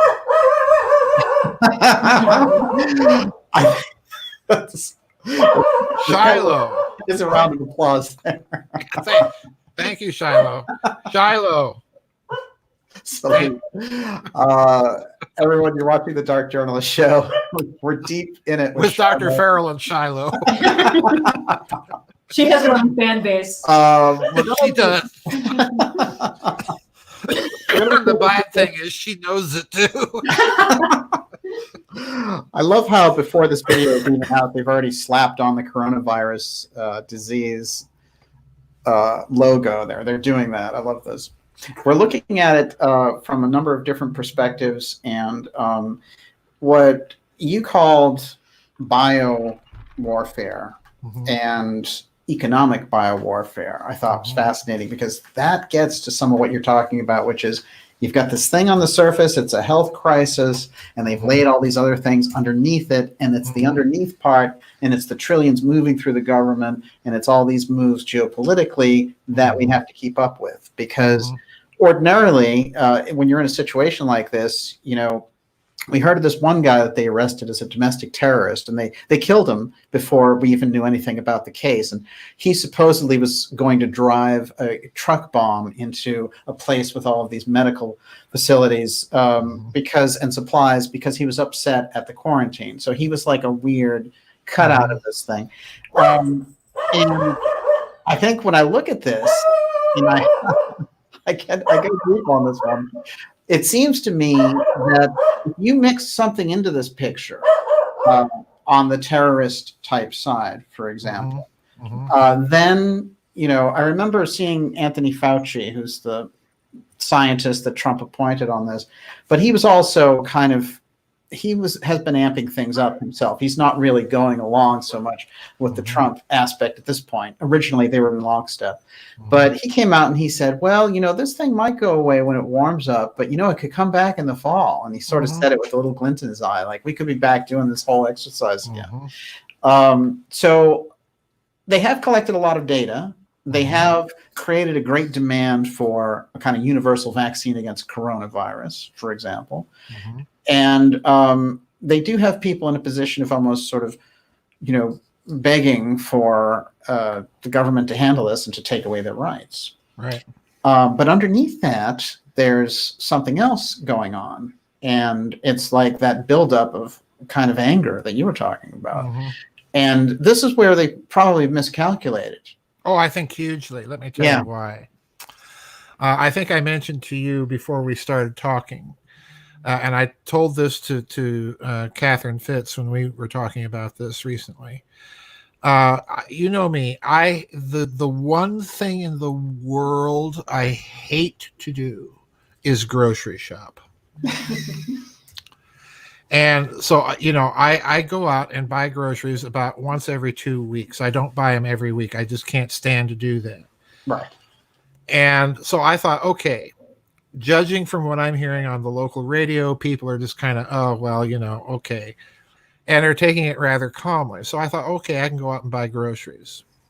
So I went out just this past Monday to go do my 2 weeks worth of grocery shopping.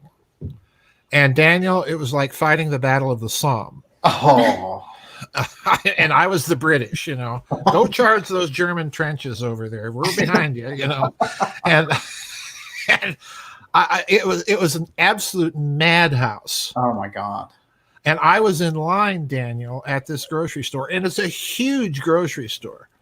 I was in line in this grocery store for 1 hour. Wow. Which was a real spiritual test of my patience. Yes. And especially with all the people in line with their special needs, 5,000 coupons for items that haven't been priced correctly. And can we put this on my debit card and my food stamp card? And can I write a third-party check? And, all of this nonsense.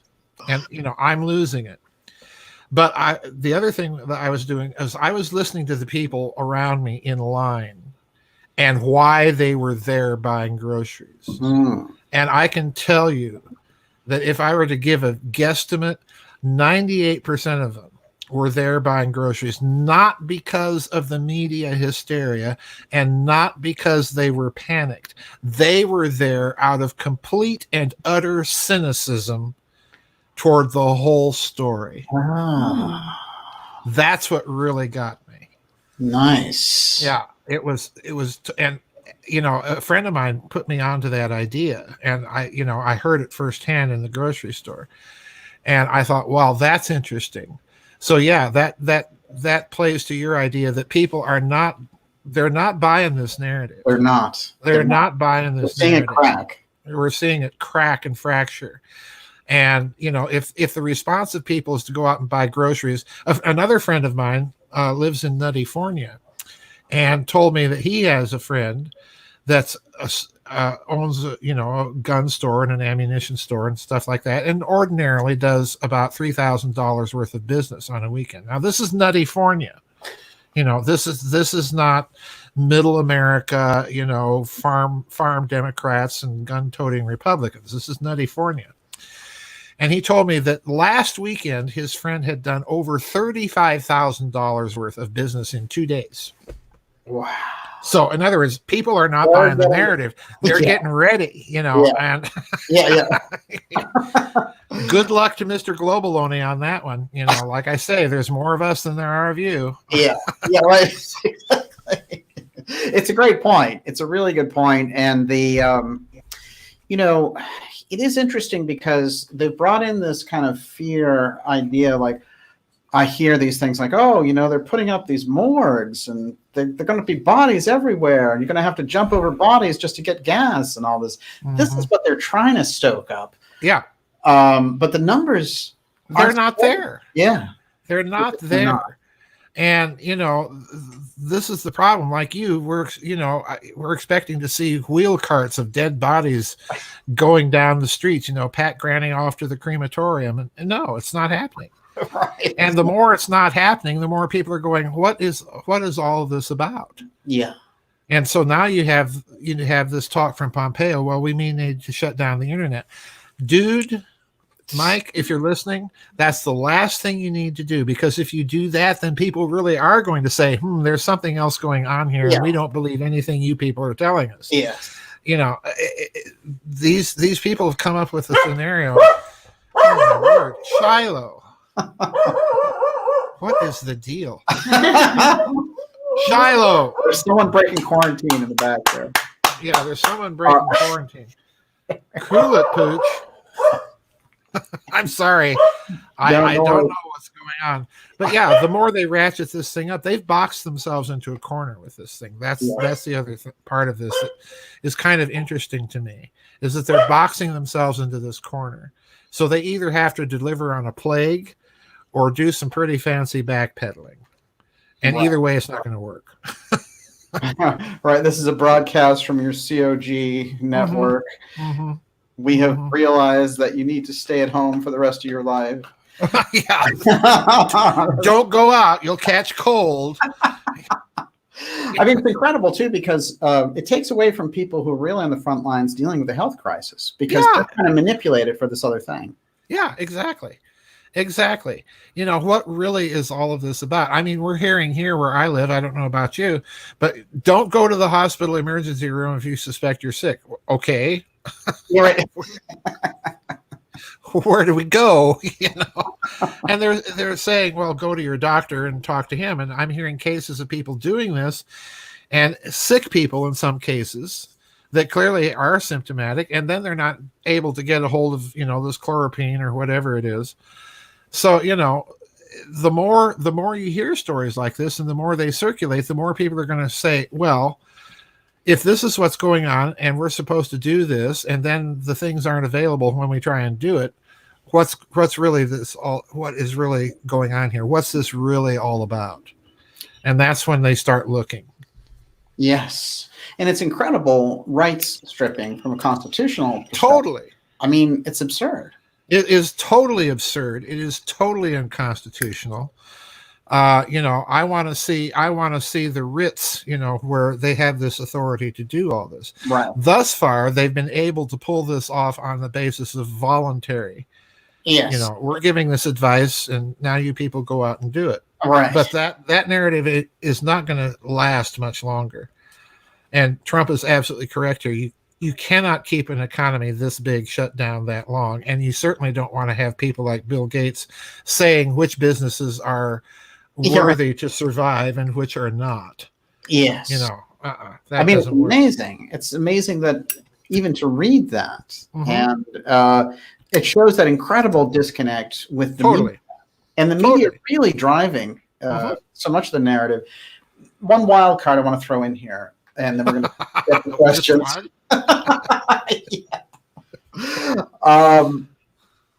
There have been reports, and we've seen photos of these stadiums set up. And now they did say, oh, you can't do any, no live baseball games, no basketball. That they got rid of all that, as we know. Interesting to lose that kind of revenue too. I think that's fascinating. Whatever is involved here, they're willing to do that. But it set up this idea that they're going to put these beds all across these football fields and you can kind of auxiliary hospitals. This is the Imperial College thinking that they have these things going on. But when you hear about that or see actual people working around it or calling in the National Guard to set up some stadium, what do you think when you hear about that or see something like that? Well, at the obvious level, I'm thinking this is a preventative measure against the possibility that people get fed up and start looting. Yeah. I mean, that's the most obvious thing. Yes. The other part of me thinks that they might be expecting some sort of counter punch to come in the form of Antifa or whatever. But the third part of me really thinks that this may be about those arrests that are going on. And they have been going on ever since this thing started. They just have not been reported on the corporate media. And that's what really gets my attention is what is really going on with all of this. Let's look at it from the standpoint, just for a moment, of this being an operation designed by Mr. Globaloney. Well, you've got something very interesting going on with all of those sealed indictments and with all of these cases working their way through the Department of Justice. Right. Because what this effectively did is it put all of that on hold. Yes. So my suspicion is one of two things, that they're getting ready for when this narrative runs out of steam and they have to start letting people go back to work and, so on and so forth. They're getting ready to drop the hammer on a lot of that stuff. Wow. And they're expecting some sort of pushback from it. Mm-hmm. That's a suspicion, and I have no evidence for that. It's just a suspicion. You think it could be related to these things going on behind the scenes? Yes. And those legal cases, which we don't know what they are. Yes. Yeah. Yeah, I do. I mean, come on, hospital, cruise ships is hospital ships. Those things, carry what, 2,700, 3,000 passengers. So that's a hefty group of people. You put them on a ship, you take them out to sea, and it's effectively a prison. Yes. So, there's any number of ways to parse this whole thing. My way may not be your way. It's anybody's guess. Now I've got people at the door. My God. I'll be right back. Hold tight. Everyone. You're here at the Dark Journalist Show. We're here with Dr. Farrell, and Dr. Farrell right now is dealing with some stuff there, but he has been laying it down that what we've been witnessing with the emergency power grab going on in the United States and other countries is calculated for a response, and that some of their narrative and the hype that they've built up around this is running out of steam, and that we might soon be looking at a very different kind of situation. I think Joseph is back. Let's take a look. He is back. Joseph. Apparently I didn't shut my screen door, so it's been blowing in the wind, and that's what has been... Listen, that's a weather op right there. Go unhook Farrell's door. That'll teach you. Let's jump into questions now with Miss Olivia. And I know you've got a lot of good ones. How's it going out there? Like, what kind of stuff? Questions all from every angle. Okay. So, Joseph, who exactly do you suspect is being arrested? It's a good one. Oh, if you look at just the nature of those indictments and where they're located, I suspect number one at the top of the list, you're going to have people involved in human trafficking and pedophilia networks. Because you remember, Trump came out with that executive order back in December 2017. Yes. Where, he said we're going after. Yeah. I suspect that's right at the top of the list, and those recent arrests that have occurred have been precisely people involved in networks of that sort. So that's right at the top of my list. Secondly, I suspect you're going to see a lot of indictments of certain banks and corporations and perhaps CEOs or other managers. And the reason I say that is that Catherine Fitz recently did a study of all of the cases and fines just of JP Morgan Chase. Yes. Since 9/11. And it's astounding to read this. What a rap sheet. It's a rap sheet like you wouldn't believe, Daniel. It's unbelievable. So I suspect that's the second area where you might see some things coming down. Then you've got the obvious things, Comey, Clapper, and the whole FISA-gate, nonsense that we lived through. I think you're going to see some of those people go down. But that's my best guess right now. And interestingly enough, as all of this has been going on, you had Sidney Powell with the Wiener laptop and so on. I wouldn't be surprised that you're going to see people associated with the Clinton Foundation, stuff like that. But those are my best guesses. Fascinating. Okay, Wow. I want to ask about Prince Harry and Meghan. The timing of them moving to Canada. Yeah. What do you think? They say they got out before it all happened, Joseph. Exactly. Yeah. Look, I'm suspicious of what's going on now. Back when Prime Minister Johnson prorogated Parliament, the narrative that we were fed was that he had called the Queen and asked her to prorogate the Parliament. And then she called the Privy Council, which, if you don't know, the Privy Council has been in existence for a very long time, and it's got something like 700 members. But to get a quorum in the Privy Council, you only need to have like 4 people present. And one of them has to be the monarch. And she called the Privy Council. The other 3 people were people that were Brexiters, like Lord Rees-Mogg and people like that. And then got the Privy Council to approve. Boris prorogates the Parliament, holds the elections, and wins big. My suspicion all along, and this goes back to that meeting that the Queen had at the palace a couple years ago with David Cameron's vice prime minister or deputy prime minister. And the topic of conversation at the dinner was, this is the Queen, can you name 3 good things about the EU? So my impression of Queen Elizabeth has been that she is not a EU lover, and that she has been quietly behind this Brexit. And my take on it was really the Queen that was probably behind the prorogation of Parliament, not Boris Johnson. In the form of, can you call me up and ask me to prorogate the Parliament? Right. That's a little suggestion. And like it or not, in England, when the monarch says to do something, you do it. Right. They are very powerful. Don't get this American idea that she's just a figurehead. She's not. So I suspect, number one, that you have to take this into consideration. So let's move to Harry and Meghan. You had that awful, awful interview that Prince Andrew did on the BBC. Yeah. And then shortly after that, he's been stripped of all of his royal functions. Okay. Mm-hmm.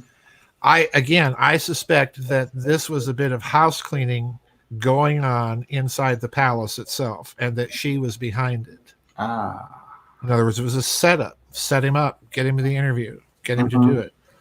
And then Harry comes along and takes himself out of the running.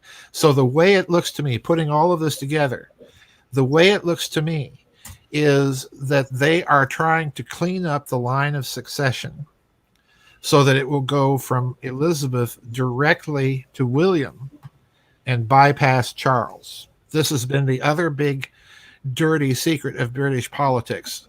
I think the Queen has stayed on so long precisely because she does not want Charles to become the monarch. Because Charles will use that power actively. Mm-hmm. And she's been very passive about using the crown power. Right. That's my suspicion. And they did not want, let me be blunt, they did not want a modern American feminist hanging around the royal palace to put the knickers in a twist, shall we say. Yes. So he had to go. So in other words, I think it was as much the palace as her behind that whole thing. Fantastic. Wow. That's great analysis. Yes. Joseph, do you think the elites have a vaccine already? For coronavirus? Mm-hmm. Oh, yeah. Yeah. You don't release something like this without the ability to control it. I mean, that's in my thinking, that's principle number 1 of biowarfare. Mm-hmm. You've got to be able to protect yourself and your own population base, because that's your power base. So there's no doubt in my mind. And, lo and behold, oh, by the way, chloroprene, this 1940s malaria drug, That okay. works. Yeah, that works. They could have built that in, or it'd be funny if that was the wild card, because it's so strange. Trump got behind it, and all of a sudden, everyone seemed nervous. They're like, "No, no, no," even though it's been tested for years and years and years. Well, now the media narrative is, well, that's not a cure because it can blind you and give you strokes and stuff. Well, yeah, if you go out and gobble it like candy, come on. Right, soaking grain alcohol. Yeah, soaking grain alcohol. I mean, come on, jeez, give us a little bit of a doubt, This is interesting though, and I like that whole kind of idea because when you think about it, this idea that they were putting this out there, and then out of nowhere, this cure for malaria actually gets in the way of it. It kind of deflates the whole thing, and they're like, "Oh, we've pumped up these numbers, we've done all this stuff, and now these people have hope." And and Trump instantly seeing it as a way out, it's like he starts pumping it up. And so suddenly the narrative changes, and they're like, "Oh, damn, Trump's not on board with us anymore. We haven't boxed him in like we wanted to. He's a loose cannon, and maybe this malaria drug is going to end the entire thing." Well, I'll tell you the way I view it. I view it slightly differently. I think they knew all along that this drug was a cure, but they weren't expecting him to find out about it.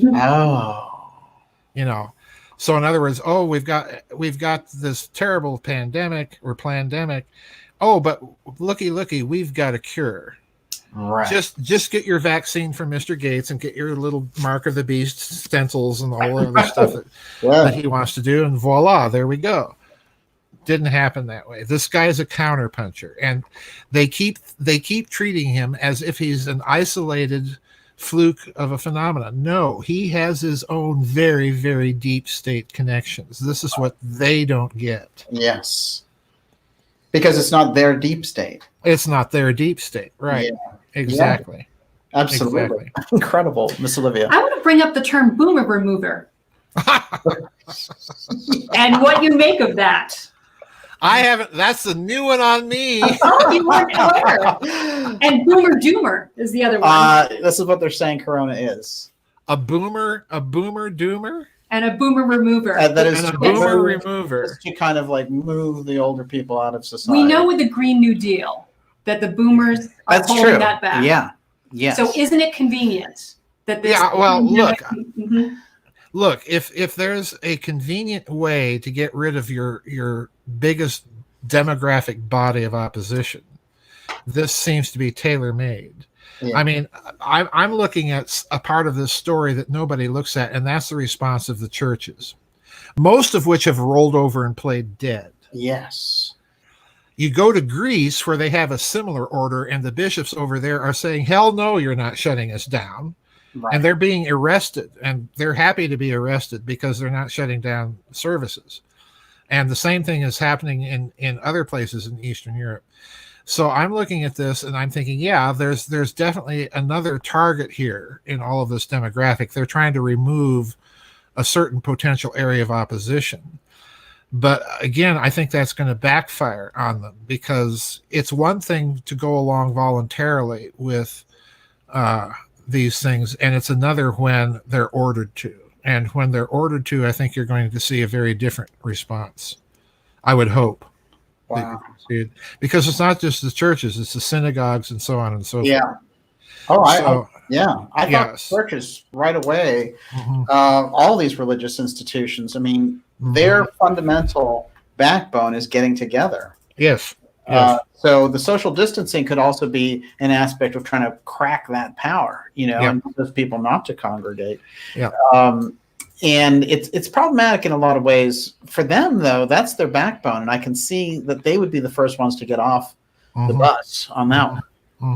Yeah, I think something like that is in the works. As for boomer removers, nothing surprises me, because again, old curmudgeons like me are the last thing they need hanging around for their glorious new world order. And I got bad news for them. Again, there's a lot of us out there, and Mr. Globaloney doesn't have control of a lot of those populations. He certainly doesn't in Russia. Yes. And, it's not going to play. It's just not going to play. It's so weird to look at that color map of where the virus is, and you go over to Russia and it's like nothing. And you go over to Africa and it's like nothing. And you go to certain parts of South America, nothing. You look at Greenland, it's nothing. And then it's all tightened down in these certain areas. Well, not only that, somebody sent me a tweet that someone had posted. Most of the major outbreaks are along the 40th parallel. Oh, isn't that interesting? Yeah, ain't that interesting? I noticed that Cuba doesn't seem to be having any problem at all. Fancy that. Maybe they turned on their little embassy machines, you know. Yeah, right. Instant concussion. Instant concussion. Yes, there you go. Everyone, you're watching the Dark Journalist Show. We're here with Dr. Joseph Farrell from GizaDeathStar.com. You know, I want to mention Dr. Farrell's latest book, which is McCarthy, Marshall, and the Other International. This is a fantastic book, and it's really the follow-up to the in-depth study of Eugene McCarthy and the number Joseph McCarthy. Oh, I'm sorry. It's Joseph McCarthy, actually. Eugene McCarthy is, we go into the 60s. The other guy. Joseph McCarthy, you really brought him alive in these books in the first one. And this one has a lot of bombshells in it. So I really want to recommend everyone get their hands on this. This is fascinating material and, oddly enough, dovetails directly with what we're talking about tonight. Yeah, it does. It really does. It's interesting because you have in this book the players, Roy Cohn, Trump, McCarthy. I mean, this is basically FDR. This is who we're talking about tonight. And we know that X technology, the exotic technology, that aspect of this comes into play also because all those people are tuned into that. They all know about the UFO file. They all know about advanced technology. Oh yeah, that was the biggest surprise when I did that first McCarthy book is what the heck are they talking about Roswell for? Yeah. this is the last thing I expected Joseph McCarthy to be talking about. It is. I mean, no one associates him with that. And oddly enough, none of ufology in that whole world ever connected anything McCarthy did with Blue Book or anything else they talk about. Well, I was as surprised as anybody else when I got those transcripts and read what they were actually talking about. Just, wow. That's the Verona transcripts, right? Yeah, that's the Monmouth transcripts. Monmouth, yes. Of his Monmouth hearings. I mean, it's riddled with references to it. It's just astonishing. Amazing. And, you know, it explains why they kept him classified for so long and had this completely disconnected narrative about what was going on. This was the power struggle that was taking place there. And everyone from Nixon, McCarthy, JFK, Robert Kennedy, they were all involved in it. They were Forrestal, Pat McCarran, Kefauver, the HUAC committee. At some point, they're touching on this whole thing, and it's it's really wild. And Uncle John Trump wasn't far from the action. And Uncle John Trump was not far from the action at all. No. Miss Olivia. Joseph, can you please expound on the two deep state factions that are battling it out? Well, it goes back to the period between World War I and World War II, and to the decision by Wall Street to back three different experiments in socialism: the Bolshevik Revolution in the Soviet Union, Hitler and the Nazis in Germany, and then Franklin Roosevelt in the New Deal here. It's the same people behind that bring each of these three regimes into power, and they're all experiments in different kinds of socialism of one sort or another. And if you look then after the war, what happens is, on the one hand, you have Franklin Roosevelt and that long period of those four administrations where he's able to pack the federal bureaucracy essentially with progressive ideologues. All right. So that's one faction. And then you have the other faction. You've got all of these Nazis coming into this country, and you have the old Taft wing of the Republican Party that, along with some very conservative Democrats, was looking at this whole FDR era as being very loose. And so they were determined to go in and find these security risks and get them out of the government. And if you look at McCarthy in particular, what you find with him is you have not only a very fascist leaning family in Wisconsin that's backing his initial run for the Senate. You also have McCarthy's connections, here it comes, to the Texas oil men like the Clints and the Murchisons, pardon me, and the Hunts that tie into JFK. Yeah. Then you have Roy Cohn's statement that McCarthy had originally been approached by elements within the Pentagon as part of a troika of senators that they wanted to bring this security risk issue to, and he was on the short list of these senators. So you have a Wall Street faction that had been backing the fascist experiment, I think, that is lurking behind McCarthy, McCarran, people like this. And it's those two factions that are battling it out in the committee era. It's the pro-left and the pro-right factions battling it out. We could say it's the Nazis and the communists in a sense. It's the Nazis and the communists, to get right down to it, that's battling it out in the background. That's exactly what's going on. Yeah. Amazing. And the way that you track it in those books is phenomenal. You get a much better understanding of what was actually taking place. One of the conversations that we had many years ago was about how the committees don't really make sense when you look back at them unless you add this deeper element, because there's so many. Every time you turn around, there's a committee on racketeering, there's a committee on organized crime, there's a committee on House Un-American activities. I mean, they're all over the place. Yeah, they are. And it's really this deep state factionalism, these two different factions that are battling it out, just as we see is going on today with Trump. Right. And again, when I say that Trump is a representative of a deep state faction, I mean it. He's not the innocent messiah, that a lot of pro-Trump people are making him out to be. Right. He's got his own connections, and we're seeing the same thing that we saw battling it out in the McCarthy era, battling it out now. True. The very same factions. Well, the reshoring thing that you've mentioned, the kind of Fortress America idea, that plays in heavily with the America First, American manufacturers. Yep. It also plays in with that mafia thing. Yes, absolutely it does. They have a tendency, as you pointed out, to be patriotic. Yeah, they are. They are. Yeah. And they, you take Trump as a real estate and casino man, and you throw in Obamacare, and that guts people's disposable spendable income on entertainment like that. So they're going to go and find somebody to represent their interest, which he's the obvious. Yes, absolutely. With Obamacare, and that was a new tax, and people didn't have that disposable money. He cut into their income. Yep. I had friends in the casino business telling me that they were absolutely gutted at the time. So, you go and find somebody like a Trump that represents that interest. And again, this is playing out in this coronavirus story. We can hear it in his press conferences because he keeps mentioning some of the hardest hit businesses are the hospitality industry, casinos, theaters, and so on and so forth, his bailiwick. And he's right. I mean, he's not being self-serving there. He's just saying what is the actual economic consequence of this. So do we want an America to emerge from this with no entertainment? I don't. Exactly.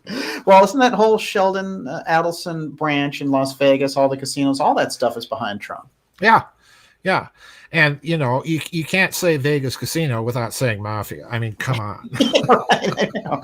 How is that even left out of it? I don't know. I mean, come on. No, it's Trump, and he's ascending. Yeah. It's Trump, the God Emperor. Come on. Trump messianism. Yeah, the Trump messianism. Just, I like the guy. I like the fact that we have a president that's willing to fight for a change. You may not always agree with him, right? But at least he's fighting. He's not a George Herbert Walker Bush that mouths talks the talk but doesn't walk the walk. Yeah. But to think of him as anything but a deep state candidate is to my mind just nuts. We had two deep state candidates in 2016, Hillary Clinton or Donald Trump. Take your pick. Yes. Absolutely. And when you mentioned Bush, he was too busy keeping up the continuity of government with Ollie North.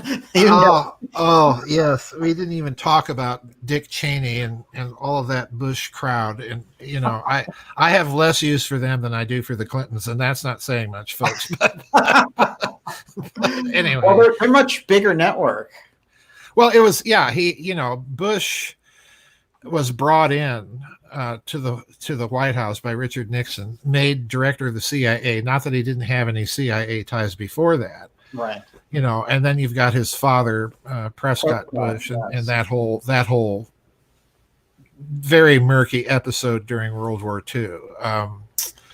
It's a family that I wouldn't trust as far as I can throw it. Trading with the enemy. Trading with the enemy. I mean. It's amazing when we look at the Bushes too. It misses a lot of people who look at this now, who are doing a Trump trip and being like, hey, Trump has got it all happening. There's two interesting things about the Trump administration that tie to Bush. Well, the most important, I guess, is the presence of William Barr as Attorney General. Yeah. I mean, that's a pure Bushite. Yeah, he is. And Barr appears to me to be, a friend of mine put it, an institution man. He's there to try and protect the institutions. Yes. I mean, he's conservative in that sense. He does not want more damage to be done to the institutions. Yeah, well, he did a better job than Sessions. By far. Yeah, by far. But it's interesting who he represents. I mean, it is. He goes back to Bush Sr., to his CIA director days. That's how long-standing a deep state guy he is. Well, let's not forget Barr's connection to Epstein through his father. Yes. Because it was his father that hired Epstein at that school. Wow. And wrote a very, very strange science fiction novel, by the way. Oh, no. You didn't know that? No. Oh, yeah. Barr's dad wrote this very strange, I'll even go so far as to say transhumanist space fiction novel. This I have to say. Oh, yeah, you have to read it too. It's right out of the Ray Kurzweil playbook, let me tell you. Oh yeah. Okay. Yeah. There's some murky goings on there. Everyone, you heard it here first. Barr's dad. I have to check that out. Oh yeah. It's on Amazon. You'll find it. Now I'm all over it. You're watching the Dark Journalist Show. We're taking your questions here, going deep on everything that's been going on with this economic biowarfare, shall we say, and the geopolitics that have run really deep and go back some 80, 90, 100 years. And those are the things that we need to look at to actually understand the whole picture that's happening now, and including the incredibly draconian measures being meted out to the American public and these bailouts that make, the 2008 bailout look like chicken feed. Amazing stuff. Miss Olivia. Okay, will the Wu flu postpone the U.S. elections? Will Hillary try to slither in on the Wu flu wave? That is a great. She'll slither in only after she's eaten a couple of whole rats for breakfast. Did you hear about this weird incident where, for just a short period of time, for 4 hours, when searching for Democrats on Google, they turned the donkey into a. Yes, I did hear about that. What? I did hear about that. I took a screen snap of it. I have seen screenshots of that too, and I'm thinking, what? What? But the election. Excuse me. Yes. I find that question is really very interesting because there have been in the internet scuttlebutt during this whole pandemic talk of fiddling with the timing of the elections. And then you had Pelosi's version of this bailout bill, which included all sorts of pork and stuff about elections, allowing early elections by mail that were essentially undocumented. So she tried to sneak that in there. So there is an aspect of this story about the elections. Yeah. And I've also been hearing all of the same speculation everybody else has been hearing about. Biden is to get the election, appoint a vice president, and then resign, and in sneaks Michelle or Hillary or Elizabeth Warren or whoever they select. Right. Well, Biden, I wrote all that off until another classic Joe Biden gaffe, where he was giving a press conference, in front of a bunch of books on a green screen. Yeah. And he mentioned that he had talked to President Obama and that Obama advised him to pick a female candidate that would be willing to take over on day one. And I'm thinking, wow.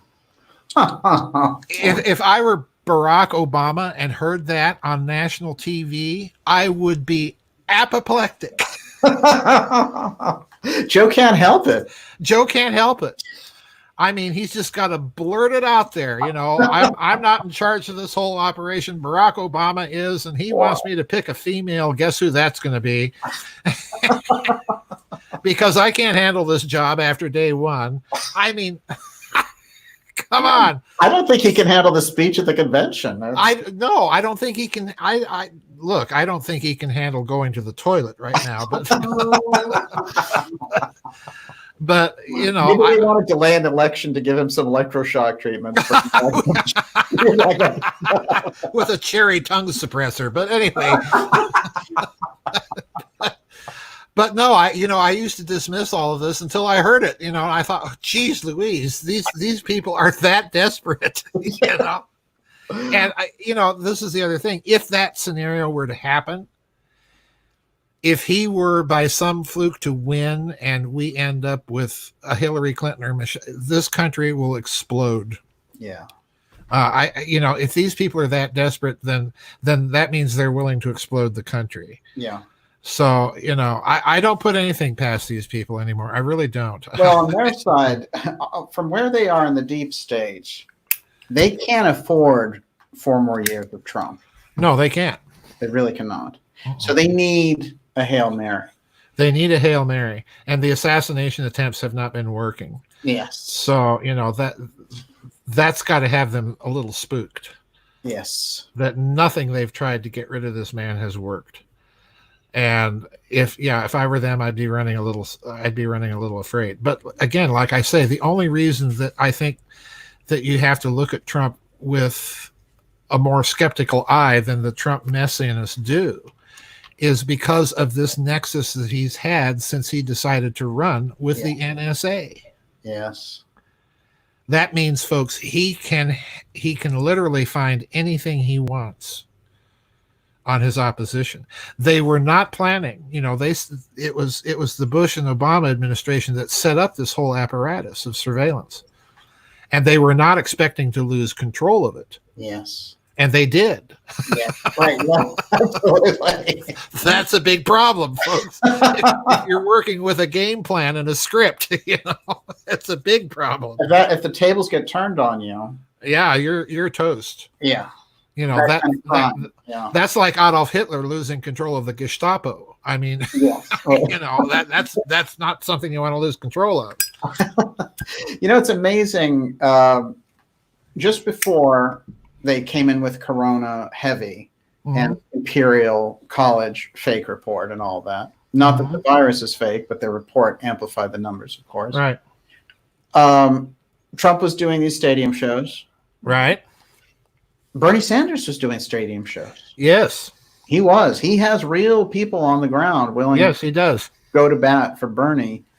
And Trump has real people. Mm-hmm. But Biden and these weird made-up characters that they came along with, they don't have anybody. The puppet candidates, yes. They can pay about 50 people to show up for these little events.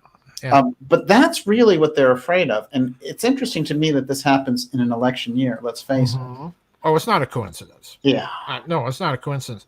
Part of the objective was to take away Trump's ability to hold those rallies, and by the same token, get rid of Bernie. Yes. Yes, it worked. It worked, absolutely. And here's an interesting thing: just before Super Tuesday happened, all those candidates got out. Yeah. Suddenly they were all out, and they loved Biden.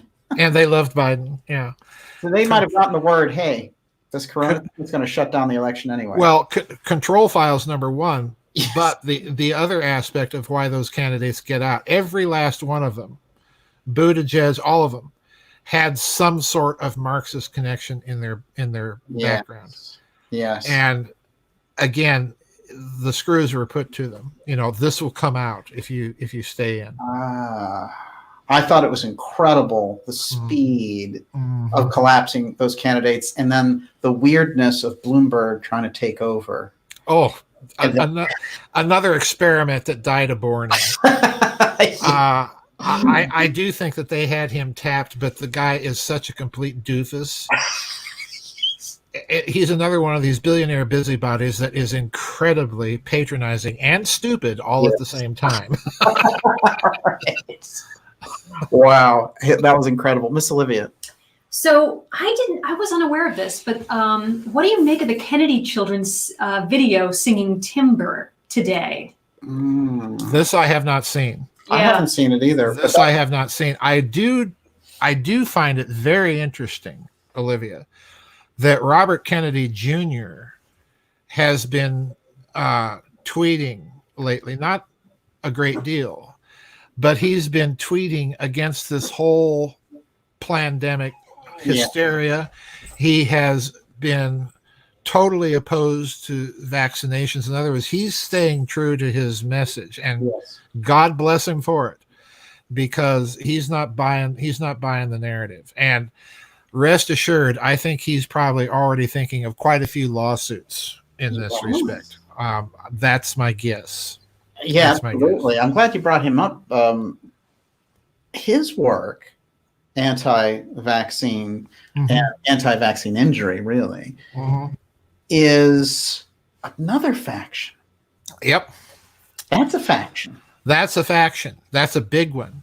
And let's not forget, Trump tried to bring him on into the government. Right. And my suspicion is that Kennedy refused only because he wants to continue the legal work. Right. That's my suspicion. Yeah. Because there for a while, when Trump made the offer, a couple days went by. So that tells me he was at least considering it. Yeah. So yeah, there's that faction that's out there. And right now it's Robert Kennedy's faction to lead. Yes. Fascinating. Well, we saw right before this, and linking it directly, these pushes at a state level to take away the religious exemption from vaccines. And from the point of view of these powerful corporate and deep state forces, why, for example, would you want to take away from Hasidic Jews, which are a tiny minority in New York? Right. Why would you want to take that away from them? It's a very unusual thing to press. Yeah. My suspicion is that the plan all along has been to use vaccines and couple it to your ability to function financially in the economy. In other words, mark of the beast sort of stuff. Right. So they had to target all religious exemptions because they know that's where the pushback will come from. Amazing. Okay, I'm going to bring up my favorite topic. Yes. Eugenics. Can we please talk about eugenics? And there's no eugenics going on with Planned Parenthood or vaccines. Not at all. No, this is, you're right, Olivia. This is a huge thing. And the problem is, and people need to remember this, the problem with the oligarchical, plutocratic Western elite is that they talk a good racist game, but they are as racist as can be. They do not want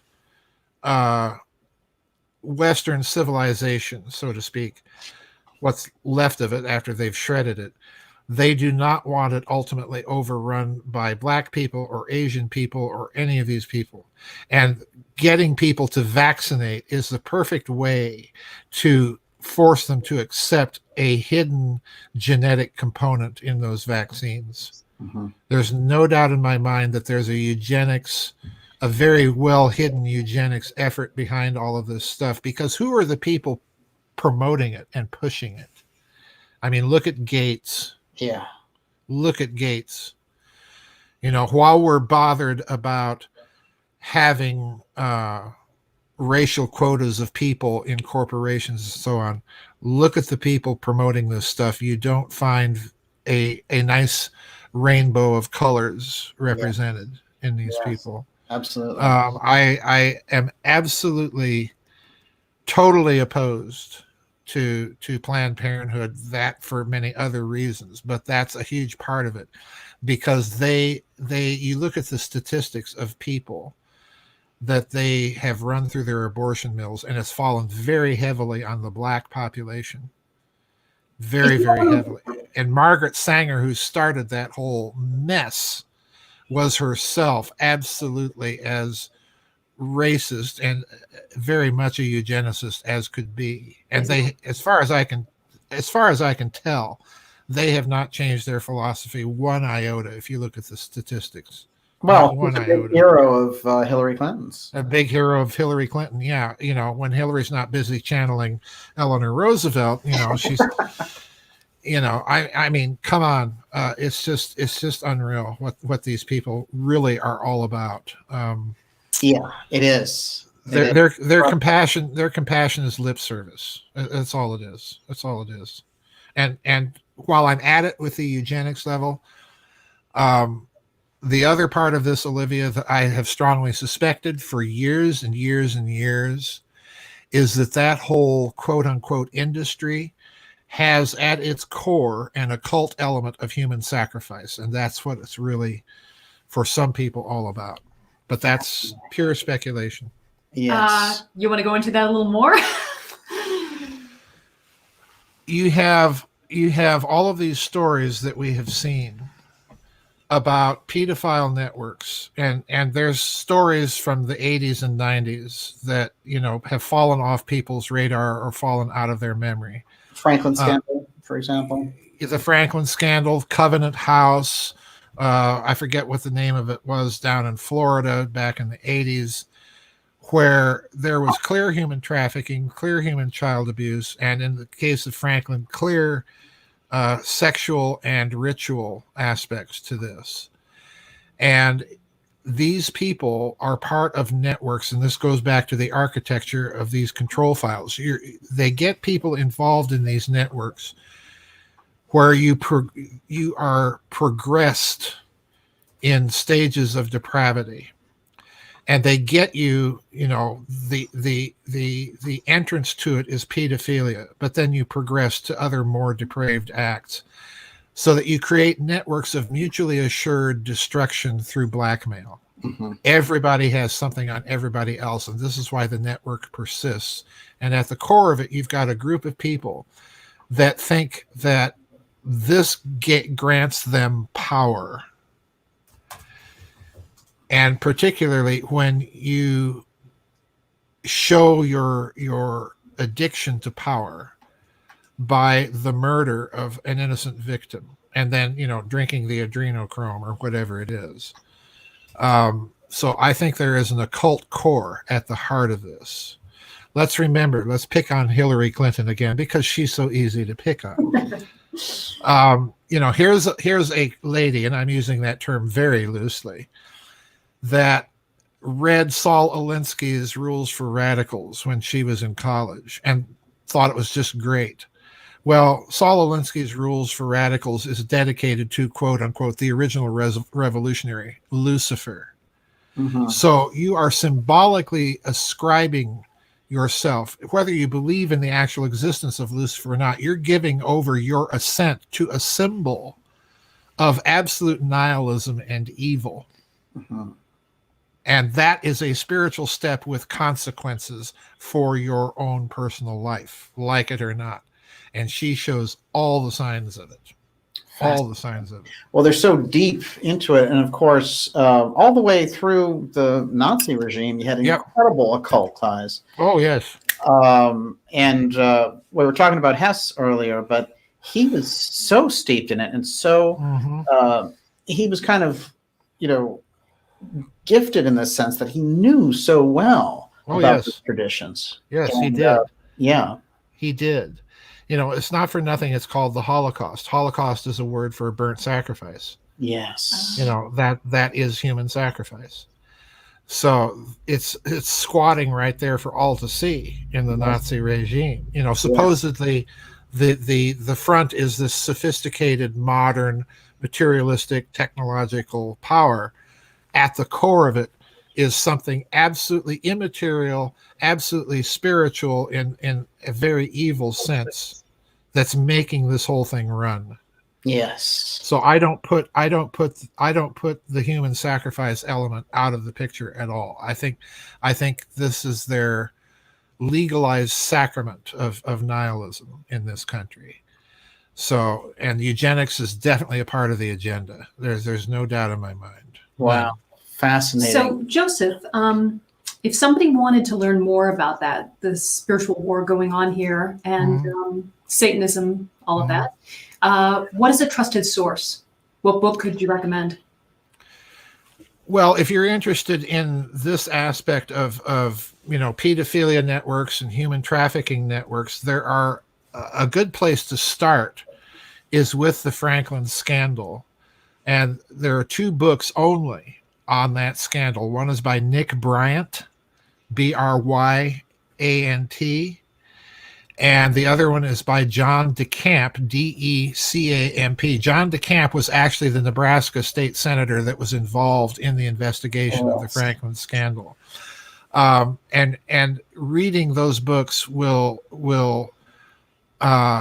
definitely, I think, convince anyone who reads them that this was simply an isolated incident of a much bigger network. Yes. You cannot have those kinds of goings on in isolation from powerful people protecting and covering it up. And DeCamp's book in particular brings that aspect of cover up out. And once you get into those books, then there are any number of other books about some of these scandals. And the important thing to do is start reading the names of the people or the foundations or institutions that overlap from one story to another. It's truly astonishing. Yeah, absolutely fascinating. And what's amazing is that that's the whole Reagan-Bush era. And yes. Yeah, that's where a lot of this came out. And, a lot of people like the Kathy O'Brien information, that kind of wave, there were a lot of these people coming out trying to communicate something about what was taking place there. And there is a Netflix documentary which accidentally collides with all of that stuff, and it's called Where's Johnny? And yes. Yeah, it's about this kid who disappears in Midwest America. Iowa, exactly. And as they go through that, when I was watching it, I didn't expect them to run into that, but they ran smack dab into the Franklin scandal. Oh, yes. So, amazing reading. Let's move on. What do we got for questions? Okay, pivoting. Best guess of hidden secret tech being unveiled as an economy reboot. Oh, wow. That's a good one. In fact, that's a very good one. Off my hat to whoever submitted that one. If you go back prior to this corona story breaking out, more breakout of the story than of the virus, we had those strange comments by President Trump that, one of them that I remember very vividly, oh, we don't need nuclear weapons, we've got better stuff. Yes. Okay. The other one was obviously his comment about the Space Force when he went out to some base in California, and he just glibly, and Trump is not a guy, I'm different than most people. I don't think that Trump is a guy that simply shoots from the hip. I think he chooses his words very carefully. Yes. And he goes out to California, he says, oh, we need another Space Force. And I'm thinking, another one? You mean we already have one? It is. It's such a so he says that, and then he says we've got incredible technologies that when you learn about them, or something to this effect, when you learn about them, you're just going to be, flabbergasted. Cures for cancer, I remember him saying that at one point, right? And all sorts of other stuff. And I'm thinking, okay, well, why not reveal them now, Don? What did your uncle tell you? What did Roy Cohn tell you? What did Tricky Dick tell you? So looking at that, and in answer to your question, you cannot have a financial system based on a closed system of energy. In other words, you cannot have a financial system that's open if your physics is closed. And this is something I've been trying to drive home since I wrote Babylon's Banksters. All right. Mhm. If you have a financial system that is based on supposedly non-renewable resources, you're really saying that the financial system is based on a closed system of physical energy. So to flip the financial system, you have to flip the physics.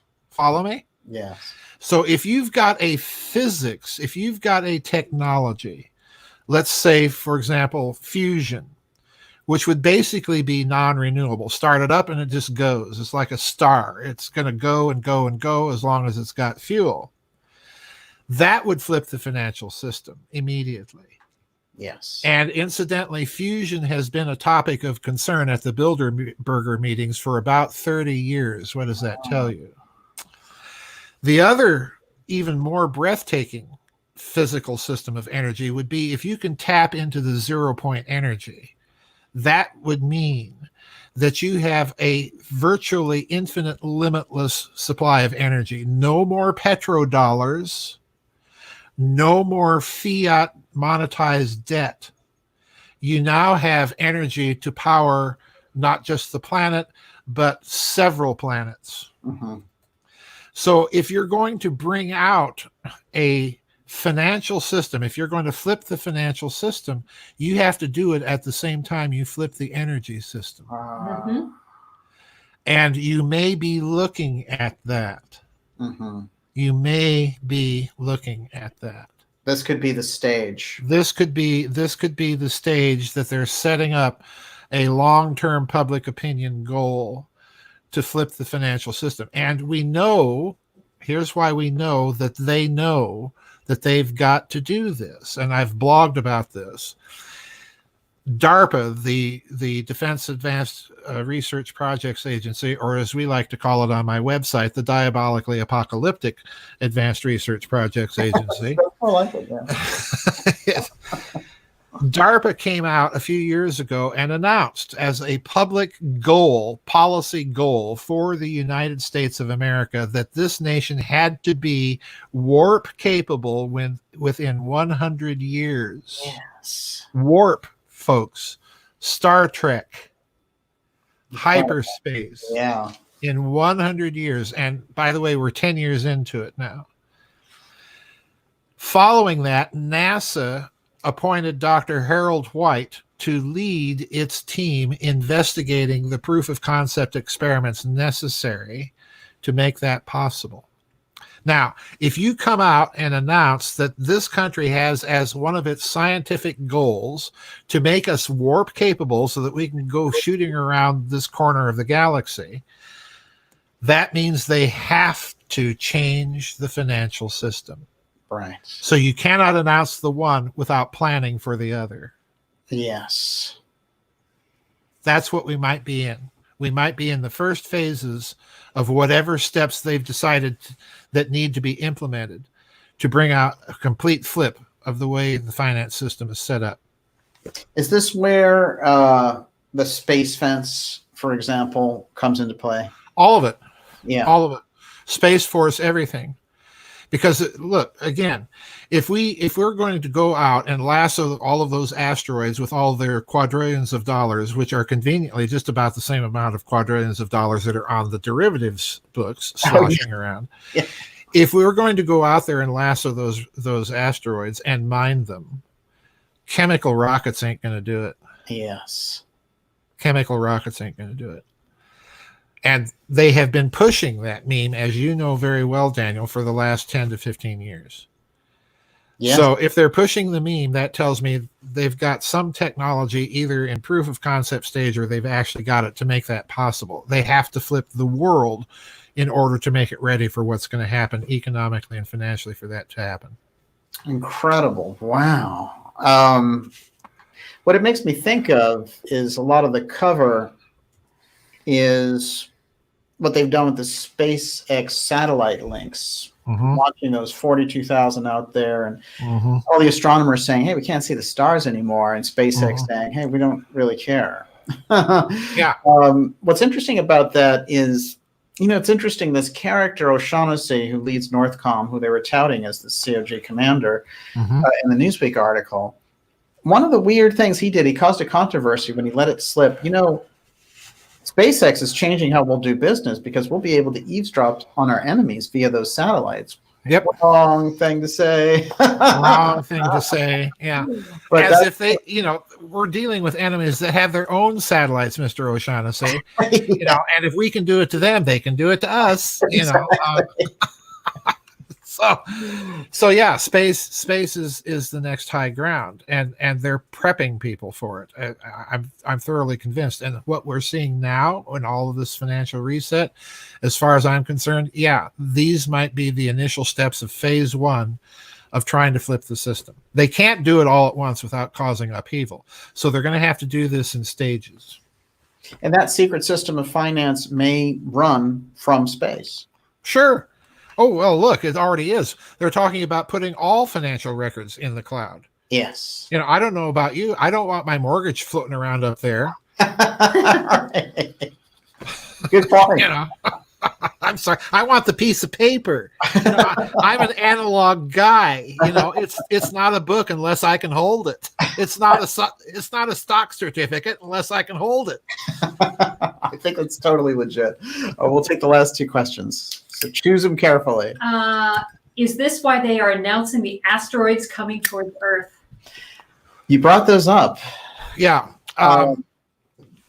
The asteroid threat, as far as I'm concerned, whoever asked the question, is part of Carol Rosen's von Braun affidavit. Yes. Because according to Dr. Rosen, von Braun told her that the game plan was, we've got to weaponize space first because of the commies, and then after the commies, it was going to be terrorists, and then after terrorists, nations of concern, and after that, asteroids to protect ourselves from the Earth. Well, we're in the asteroid phase. Yes. The final phase was ET. We're going to have to protect the Earth from somebody out there that wants to come down here and set us right or wrong. Yes. Yeah. Wow. So we're in the asteroid phase. And so it's a good point that this came up during this weird corona hype. Yes. Like, hey, actually, these asteroids are crashing in Earth's atmosphere and exploding. Yeah. And but for about a year and a half now, I've been tracking these fireballs landing, which is rare, as we know. Very rare. And blowing up and causing fires in Cuba and Venezuela and places like that. And just every other week, this major fireball and good solid footage of this thing. And in one case in Russia, this thing luckily didn't connect because it would have been like a nuclear explosion. Yep. So you've made the point before that they have the ability to actually aim asteroids.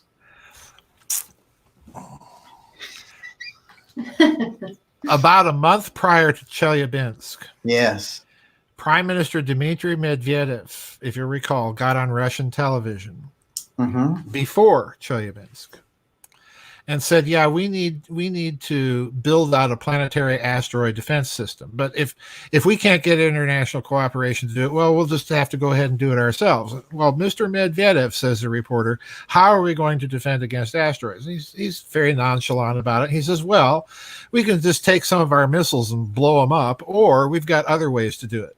And I'm, okay, other ways? Like, what other ways, Dimitri? You want to explain that one? Yeah, no explanation, no follow-up question. It just hovers there. Then we have the Chelyabinsk incident of that bolide that blows up over Chelyabinsk, and all these Russians are recording it on their TV cameras and their cars. And you see this little thing following this meteor, which some people say is a UFO. I don't know. And it blows up. Okay, so was that a demonstration of capability?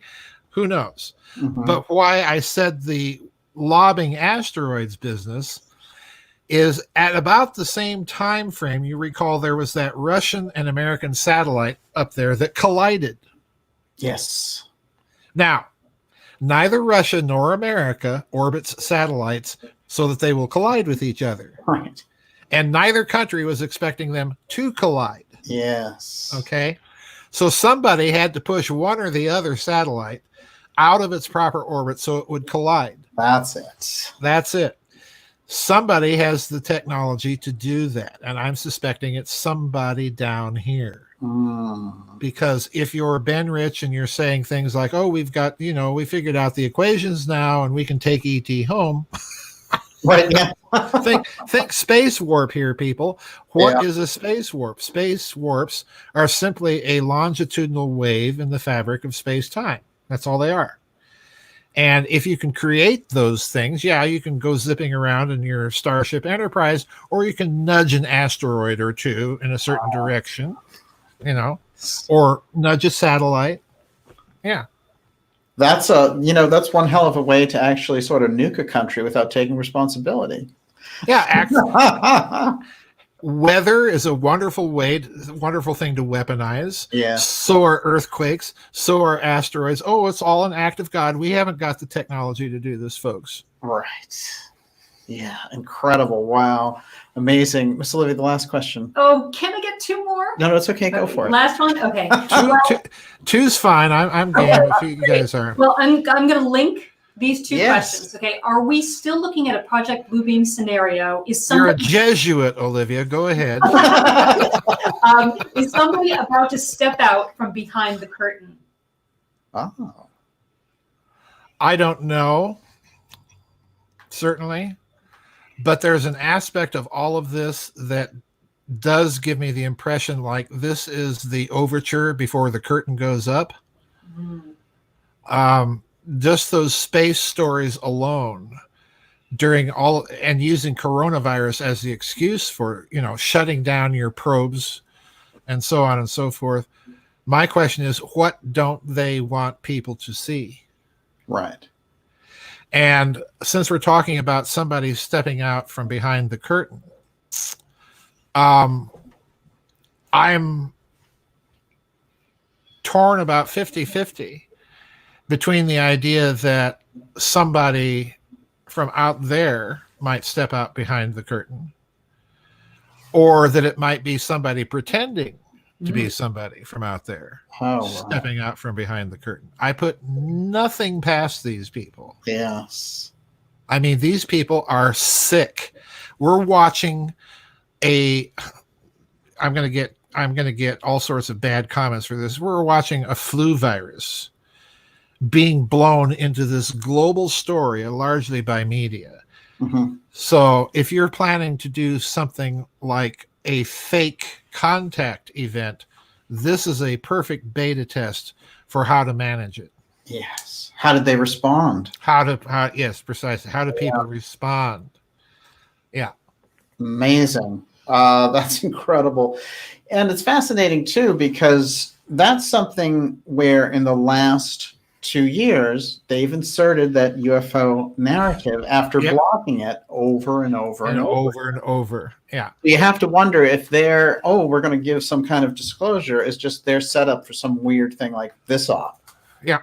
Yeah. I wouldn't put it past them. I really would not put it past them. Amazing. And if you've got those kinds of technologies secretly available to you, you can pull off all sorts of deception and make it look like the real thing. So, I've always been skeptical about any disclosure narrative for that reason, because they simply don't factor in the possibilities of advanced technology and the other little clues that have been dropped along the way. No question. No question. The UFO file aspect of that is crucial. Is very crucial. You're missing a big piece of the puzzle. Yep. As you found out, even going through the history with McCarthy and all the rest. Yeah. Yeah. I did not expect to find any of that in those transcripts. I did not expect to find any of it. Well, it's there for all to see. After you wrote Roswell and the Reich, you were probably. Yeah, I was thinking, okay, I'm done with UFOs now. That is a great, outstanding book, by the way. Bravo. Well, thank you. Yeah, that's the book Ufology loves to ignore. But anyway, Incredible. And because we brought up von Braun tonight,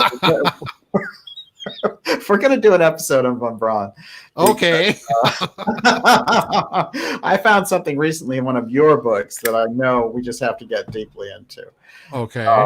And I also found an unusual story about von Braun and Lindbergh. So that is fascinating to me.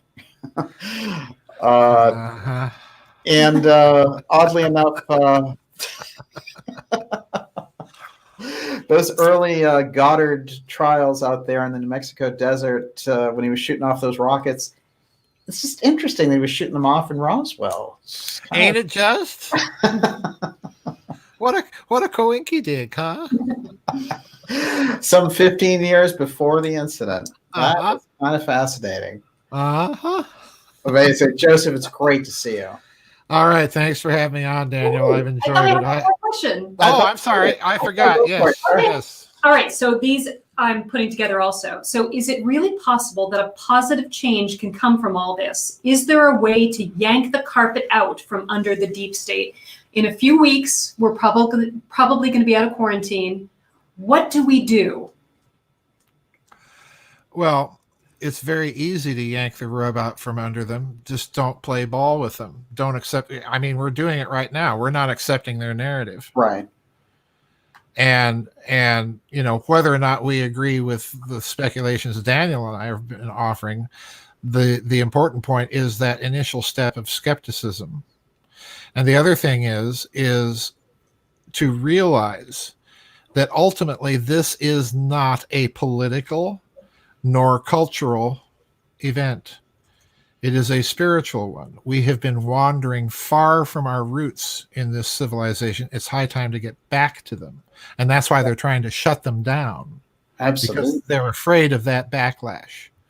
If the Greeks can revolt and not go along with this, what's happened to us here in the West? Yeah. The one thing they're afraid of, is people waking up and saying, we've been on the wrong track for the last 200 years. I'm convinced of that. And that's why they're pressing so hard, because if that happens, all the basis for their cultural power is gone. Yes. Totally gone. All of this business about identity politics, that's gone. Mm-hmm. In a flash. Big time. Big time. It's incredible because, you know, I mean, do you mean that you don't want to project your consciousness into a cube? And no, not really. Thank you. I'll take my chances on the big sleep. Thank you very much. But you know, no, I go back to something. This always bothers me about these transhumanists, and I said this right up front in the very first book in this whole wacky alternative series of books I've been pumping out in the Giza Death Star. Right. Back in the 4th century, there was a Christian saint by the name of St. John Chrysostom.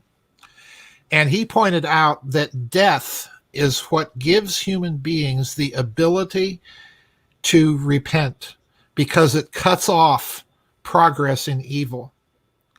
But if you can imagine now what the transhumanists are talking about with virtual immortality, as a technology, pure and simply, it would probably work ultimately. But the question is, do you want to have a Mother Teresa having thousands of years to do what she did? Well, that would be a good thing. Yeah. But by the same token, do you want an Adolf Hitler or a Mao Zedong or a Joseph Stalin to hang around for thousands of years and keep perfecting themselves in evil? Right. So, you know, it's a double-edged sword. So I can see a stage spiritually where if you've got that kind of virtual immortality, or at least extreme longevity, that you get so bored with life that the ennui takes over and you give yourself over to experimentation and evil deeds just because you're bored. Wow. Just because you're bored. And if you look at these people in the so-called elite, what are they ultimately? Well, they're very unhappy people, but they're also bored. Yeah. They have no more frontiers to conquer. So let's go create upheaval and chaos and nihilism and put everybody against each other because they're bored. Think of George Soros. Oh my God. This guy is a man who lost his soul decades ago, and he's bored. And now the only thing he has to do for entertainment is interfere with everybody else. Yes. Wow. Incredible. It's a great point. I have one last wild card now. So you got me going. Recently, they, through National Geographic, they reanimated with a 3D printer the voice box of an Egyptian mummy. Oh, yeah, I saw that. Yeah. Now, it made me think a lot about Casey's work and a lot of the things he said about mummification. And when you see that happening with them trying to reanimate this Egyptian pharaoh's voice, do you get any of those kind of more esoteric occult? Oh, yes, absolutely. Yeah. Absolutely. Because essentially what they're doing is they're tapping into the idea that mummies are psychometric objects, which is true. Our bodies are psychometric objects. They're the dwelling of our soul. And that non-material intentionality imprints itself on us over the years that we're alive, through our actions, our habits, our thoughts, our emotions, and so on. So, yeah, I do think there's absolutely a heavy esoteric agenda in this. And if they can reanimate some of those people, Jurassic Park style, and think that they are getting the ability to question them or get knowledge or information, we don't know for certain that it's that pharaoh's voice speaking through that reconstructed larynx. Right. It could be anybody speaking through that. I'm not a materialist. This is part of my tradition. There are bodiless powers out there that are very good at deceiving people, particularly people that think that they've got a technological edge on the rest of the universe. Yes. So it'd be very easy. It would be very easy to do. I do think there's an esoteric agenda. Let's not forget, Thomas Edison was trying to construct a technology to talk to the other side. Yes. So these people, for all their so-called materialism, they're as mad as hatters. Absolutely. That, just having explored mummification with you before in conversations and interviews, and you said something about mummification, that it was a technology that the Egyptians had. I always thought that was fascinating because it's so advanced that they still don't quite understand how it works. Right. Yeah, they don't. What are the Egyptians really doing, and why are they doing it? Well, I suspect it's because they inherited a technology and had this understanding of, they were not materialists. So to put it in modern terms, they had this understanding of the body as being a psychometric object for the soul. Right. And this is what they're really trying to maintain and preserve and touch. So, it's not surprising to me that for all of our so-called scientific rationalism, that really the people behind this are still as esoteric and immaterial in their personal philosophies as they can be. Right. It's not surprising at all. Well, the way you've described it, it's actually like tapping into a library resource. Yeah. That's what they're attempting to do. Yeah, that's what Edison was attempting. I think that's what they're attempting with this little experiment. It's getting where when you see stories like that in the mainstream, something's up. Yeah. You know something's up. I thought the presence of 3D printing in that. I was like, this is how they're going to do the reanimation. Somehow it'll come through that. Because we've been waiting for 3D printing to really roll out. Yep. Joseph, incredible. Thank you so much. Thank you, sir. So much around this op that's been happening and all the details and the kind of larger view around the geopolitics really helps us to get the picture here. I want to remind everyone to get this McCarthy, Marshall, and the other international. Joseph, where can they pick this up? It's at Lulu. You can go to my website, and there's a little thing on the front page of the website. You can just click on that. It'll take you to Lulu. But that and a couple of other books are on Lulu. Fantastic. You've been doing Lulu now, and it's working out for you. Yeah, it is. I'm really struggling to finish the books I'm doing. I decided to start writing another book, so I've been gathering research on that as I'm trying to finish yet another book. So those will be on Lulu eventually when they're done, and I have no timetable on this one. I really don't. It's so dark I can't even write about it half the time. I have to write maybe a page or two and just go away, and so it's very slow. It's been very slow for that reason. Is it fair to suggest it's political in nature? Yes, it is, but in the deepest way, and that's what makes it so difficult to write. And then the other one is a book that I've had in the back of my head to write for some time, and I just thought, oh, now's as good a time as any, and it will dovetail with some previous books, and it's just time to do it. Fantastic. Incredible work. And it's available at gizadeathstar.com. I highly recommend everyone go over there and pick up that new book, which is just amazing. And if you don't have the first one of the McCarthy series, that's great stuff. Real deal. And I know it wasn't easy to get at it. No, it wasn't. It took me, I was looking for those transcripts for decades, Daniel. And I finally found them. And the reason I couldn't find them is they hadn't been declassified until 2003. Wow. Imagine that. All of this time, we've been hearing this McCarthy narrative, and no one's had access to primary sources. Fascinating. What does that tell you about the narrative? The fact that they sat on them for 50 years. Yeah. That's like the JFK files, practically. That's like the JFK files. Yeah, they sat on them for very good reason. You're right. Absolutely. Excellent. It's great to see you, and we'll have you back on soon. And our interview on your new book is going to be coming out soon. That's a two-parter. All right. Yeah, drop me a link, and I'll put it up in my members area. Fantastic. Thank you. All right, sir. Thank you much. And Joseph Farrell. Wow, incredible. Everybody says this is like the best show ever. I love it. Well, that's good. I hope you heard that, Joseph. I did. Thank you. Thank you for giving us a great overview on this, though, because there's so many, things changing, and there's so much dynamics going on with this that we need that kind of deeper insight. Everyone, great to have you here. Now, Miss Olivia. I have so many super chatters to thank. Yes, go ahead. Okay.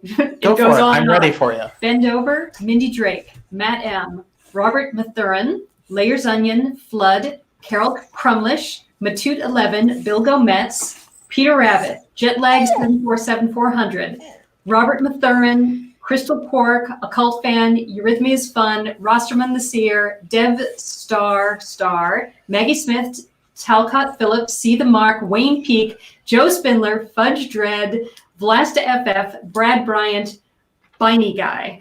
Thank you so much. Wow, incredible. Wow. Thank you. Really appreciate it. And we're going to be doing a lot of shows here while this is going on. We're doing a lot more than scheduled, and we're trying to dig in deep and bring out the best people to give you the best information. So thanks for being on board with us, and we will see you all coming back. We have some interesting shows coming up this weekend, and we will definitely bring you all the new things that are coming out around this bizarre ops situation that's happening. And like I said, my interview with Professor or Dr. Farrell, Professor Scott and Dr. Farrell, will be coming. We'll be having a two-parter there, and that's going to be coming out soon as well. So thank you so much. I'll shout out to a few people as well. Great to see you, Joseph. Really good to see you. I got to leave.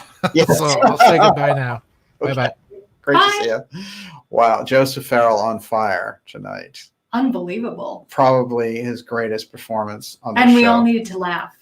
So you're always going to provided. get that. I'll do a few quick shout outs to everyone out there. Cult fan, it's good to see you out there. Grandma Tippy Toes, fantastic. Miguel, thank you for showing up. Cosmic Ocean, Dennis O'Neill, great to have you out there. And wow, it's going fast. Rika was out there tonight. Hey, Rika, the hopeful volunteerist. Lee, it's great to see you out there. Josh Randall, unbelievable. And Kate, it's great to see you. Brenda Fisher, fantastic. So many great people, familiar faces tonight. Scarlet Fire. And I know Gigi was out there earlier. It's great to see Gigi. Gigi was very Gigi's videos have just been off the charts. lately. And I guess I can remind you to go to the darkjournalist.com website and sign up for our newsletter that keeps you in touch with all the shows we have coming up. And usually our regularly scheduled shows are Friday night at 8 p.m. That's where you can usually find us here.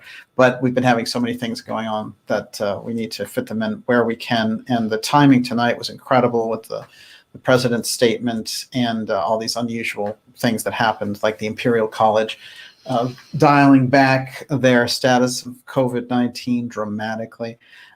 These are the things that we're seeing. And it takes great voices like Dr. Farrell's to really kind of give us that big picture. And so we'll be bringing you those to you all month. And we have some incredible things coming up for April as well. So hang in there and make sure that, it's like the old song. I can't remember the name of the band, but it's Don't Believe the Hype. Definitely see the seriousness of people who are, the middle managers dealing with the health crisis, but see the larger picture of this hand, kind of the guiding hand manipulating the whole situation and trying to strip us of our rights and force unusual scenarios like continuity of government on us. It's very important for us to push back against that narrative and reclaim our natural freedoms under the Constitution. And for my money, this unusual operation is going to go down as one of the slipperiest slopes that the deep state has forced on the world, not just the American people. So from all around the world, we need to push back on this. And I do see it happening. It's that kind of an exercise where we do that while we're pushing back on the narrative. We're also supporting those middle managers who have, nothing else to do but to go along with what's happening because the situation's been thrust on them through a health crisis. So it's very possible on our side to really stay open to the possibilities. And I have to say this, not to be political in any way, but where the Trump administration has suggested that April 12th is when we should reopen America, I 100% agree. And when we see the forces on the other side, or if we see Bill Gates opposing that, we should push back against them, because if this administration wants to go forward with reopening the country, that's where we're at. And so if it's political, whatever, I wouldn't care who said it. If the other side said it, if any candidate came out and said it, I would be for them, because we need to reopen the country and get us out of this very dangerous stance, which is absurd. So Joseph Farrell, I think, did a great job of outlining that tonight. And Olivia, your questions completely off the charts. So it's great to have everyone here, and bravo, actually, a round of applause for Miss Olivia. Thank you. And we will see you this weekend. I'm not sure on the schedule because things have been so up in the air, but if you're on the newsletter list, as I just suggested, you go there and sign up for a newsletter at darkjournalist.com. You're going to get those notices, and we will let you know. Like I said, usually it's Friday night at 8, but things have been so crazy lately. Some amazing voices have been talking to me behind the scenes that some are very familiar, but others are very important to this. We're going to be bringing those voices to you and trying to get everybody on the same page as far as being aware of the things that are going on, and not to believe this big, insane push over a cliff and, kind of hand over your rights so that the government can come in with the transhumanists and save us all. It's not going to fly. We're too aware of our constitutional advantages and obligations, really. So that's where that's the side that we're going to come down on. Thank you so much for joining us. And Olivia, the last word goes to you. I'm starving. Let's go. That's great. I'm dying for tequila, but of course there's no tequila around. No tequila to be Restaurants had. are closed. Can't Hey, go to a you have bar. to have a good imagination. We will see you all this weekend. So stay tuned. Okay. And it says end broadcast, but It never really ends. Exactly. Thank you, everyone.